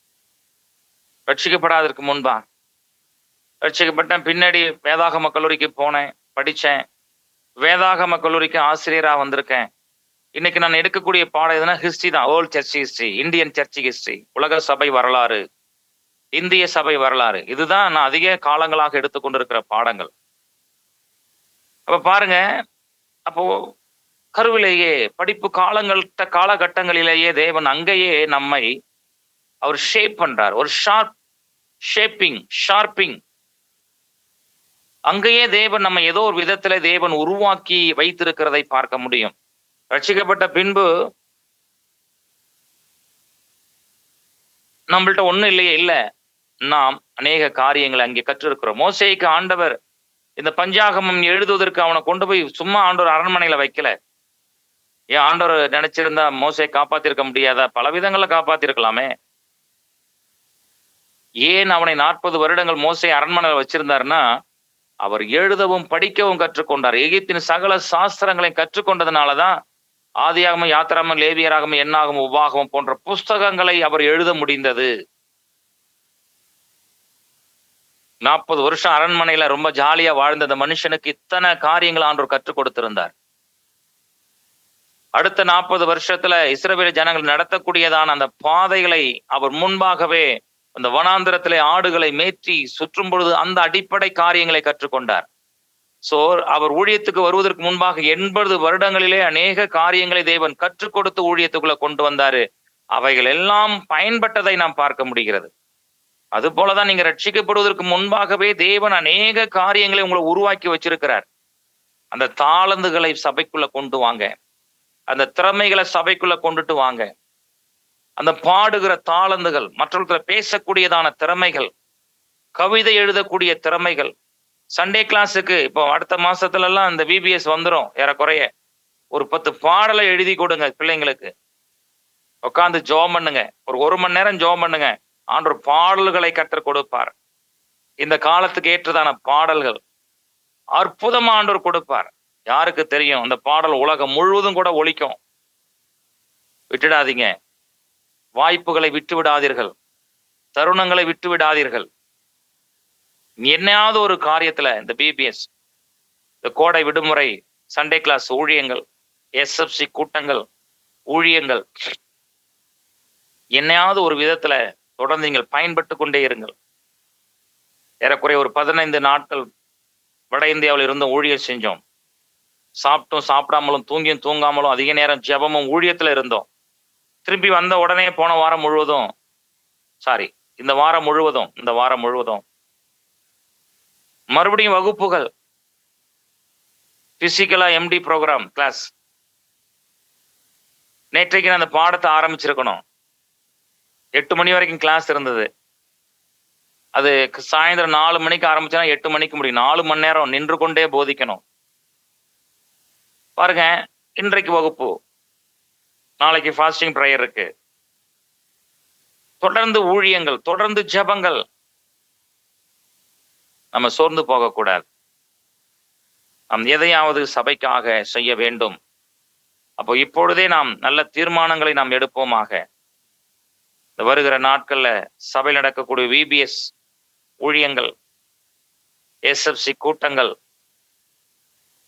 ஏதாவது ஒரு விதத்துல என்னுடைய பங்கு இருக்கும். ஏன், நான் பார்த்திருக்கேன் சில கிராமங்கள்ல இருந்து சில தாய்மார்கள் அந்த பிள்ளைங்களை பஸ்ல ஏத்தி கொண்டு வந்து ஆலயத்துல இந்த சண்டே கிளாஸ்ல உட்கார வச்சுட்டு ஒரு மூலையில உட்கார்ந்துருப்பாங்க. பின்பாக அந்த பிள்ளைங்களுக்கு 1 மணி நேரம் 2 மணி நேரம் சண்டே கிளாஸ், அந்த விபிஎஸ் முடிஞ்ச உடனே திருப்பி அந்த பிள்ளைங்களை அழைச்சிட்டு அந்த கிராமத்துக்கு போவாங்க. 10 கிலோமீட்டர் 15 கிலோமீட்டர் அந்த மினி பஸ்ல அழைச்சிட்டு வந்து கொண்டு போவாங்க. அது ஒரு பெரிய ஊழியம். வயசு என்ன இருக்கும் அந்த அம்மாவுக்கு? எப்படி இருந்தாலும் 60 65 வயது இருக்கும். இதுல நான் பலமுறை பார்த்திருக்கிறேன். சோ அருமையானவர்களே, இந்த காரியத்தை நாம் கவனத்திலே கொள்ளுவோம். நமக்கும் சபைக்கும் நெருங்கிய தொடர்பு இருக்கிறது. நமக்கும் ஊழியத்திற்கும் நெருங்கிய தொடர்பு இருக்கிறது. நமக்கும் சபை வளர்ச்சிக்கும் நெருங்கிய தொடர்பு இருக்கிறது. நமக்கும் சபையில் உள்ள சின்ன சின்ன வேலைகளுக்கும் தொடர்பு இருக்கிறது. நமக்கும் சபையிலே நடக்கக்கூடிய அத்தனை விதமான பொறுப்புகள், ஊழியங்கள், காரியங்கள், எனக்கும் அதற்கும் தொடர்பு இருக்கிறது. நான் அதிலிருந்து வேறுபட்டவன் அல்ல, அதிலிருந்து விலகி நிற்கக்கூடியவன் அல்ல, அதிலிருந்து தூரமாய் நிற்கக்கூடியவன் அல்ல, அதை நான் வேடிக்கை பார்க்கக்கூடிய ஒரு வேடிக்கையாளர் அல்ல. இயேசு சிலுவையில சுமந்து கொண்டு போகிற பொழுது வேடிக்கை பார்க்க போனாங்கன்னு பைபிள் சொல்லுது. இயேசு சிலுவையில மரிக்க போகிறார், ஆனால் வேடிக்கை பார்க்க போனாங்களாம். நாம் அப்படிப்பட்ட கூட்டமாக நாம் இருந்து விடாதபடி எனக்கும் பங்கு இருக்கிறது. இந்த 7 பேரை செலக்ட் பண்ணாங்க, அவங்க நின்னு சாதிச்சதை பார்க்கிறோம். அது போல சபையில ஆண்டவர் இப்படிப்பட்ட ஊழியங்களை கர்த்தர் வைத்திருக்கிறார். தலைமை போதகர், மூப்பர், சிறுவர் ஊழியம் செய்யக்கூடியவர்கள், வாலிப ஊழியம் செய்யக்கூடியவர்கள், பெண்கள் ஊழியம் செய்யக்கூடியவர்கள், ஆண்கள் மத்தியிலே ஊழியம் செய்யக்கூடியவர்கள், வயோதிபர்களை விசாரிக்கக்கூடியவர்கள், விதவைகளுக்கு ஆதரவு தெரிவித்து காரியங்களை நடப்பிக்கக்கூடியவர்கள், இதெல்லாம் ஒரு சபையிலே இணைந்து செயல்பட வேண்டிய ஊழியமாக இருக்கிறது. So anyway,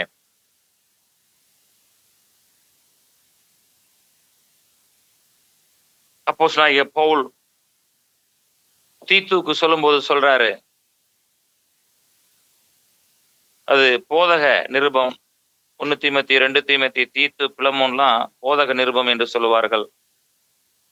1:5 சொல்றாரு, நீ குறைவாய் இருக்கிறவர்களை ஒழுங்குபடுத்தும்படிக்கு நான் உனக்கு கட்டளையிட்டபடியே பட்டணங்கள் தோறும் மூப்பரை ஏற்படுத்தும்படிக்கு உன்னை கிரேத்தா தீவிலே விட்டு வந்தேனே. தீத்துவே, நீ குறைவாய் இருக்கிறவர்களை ஒழுங்குபடுத்தும்படிக்கு உனக்கு ஒரு முக்கியமான பொறுப்பு இருக்கு. உங்களுக்கு ஒரு முக்கியமான ஒரு ஊழியம் இருக்கிறது. உங்களை குறித்து தேவன் ஒரு திட்டம் வைத்திருக்கிறார். அதை நீங்க தான் செய்யணும்.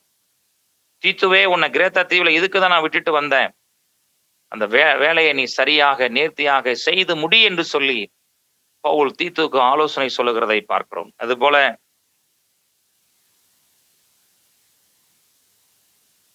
இந்த ஊழியத்துல தேவன் ஒரு பெரிய திட்டத்தை உங்களுக்கும் எனக்கும் வைத்திருக்கிறார். அதை நாம் செய்வோமாக. இந்த தேவனுடைய சபை சரியாக செயல்படுவதற்கு அந்த நிர்வாகத்தன்மையிலே நாமும் இணைந்து செயல்படுவோமாக. கர்த்தர் நம்மை ஆசீர்வதிப்பார். நம்ம ஜெபிக்கலாம்.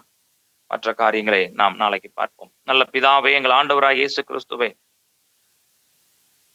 தேற்றவாளராகிய பரிசுத்த ஆவியானவரே, கிழக்குக்கும் மேற்கிற்கும் தெற்குக்கும் வடக்கிற்கும் பூமி அனைத்திற்கும் பூமிக்கு மேலானவைகள் கீழானவைகள், சமுத்திரங்கள், சமுத்திரத்தின் மச்சங்கள், வனவிலங்குகள், பறவைகள், நீந்துவன, ஊர்வன, பரப்பன, நடப்பன, பார்க்கக்கூடியவைகள், பார்க்க கூடாதவைகள் எல்லாவற்றுக்கும் தேவனாக இருக்கிற எங்கள் சர்வல்லமையுள்ள தேவனாகிய கர்த்தாவே, சர்வல்லமையுள்ள எங்கள் தேவனாகிய இயேசுவே, சர்வல்லமையுள்ள தேவனாகிய எங்கள் பரிசுத்த ஆவியானவரே, இந்த இரவு வேளைக்காக ஸ்தோத்திரம்.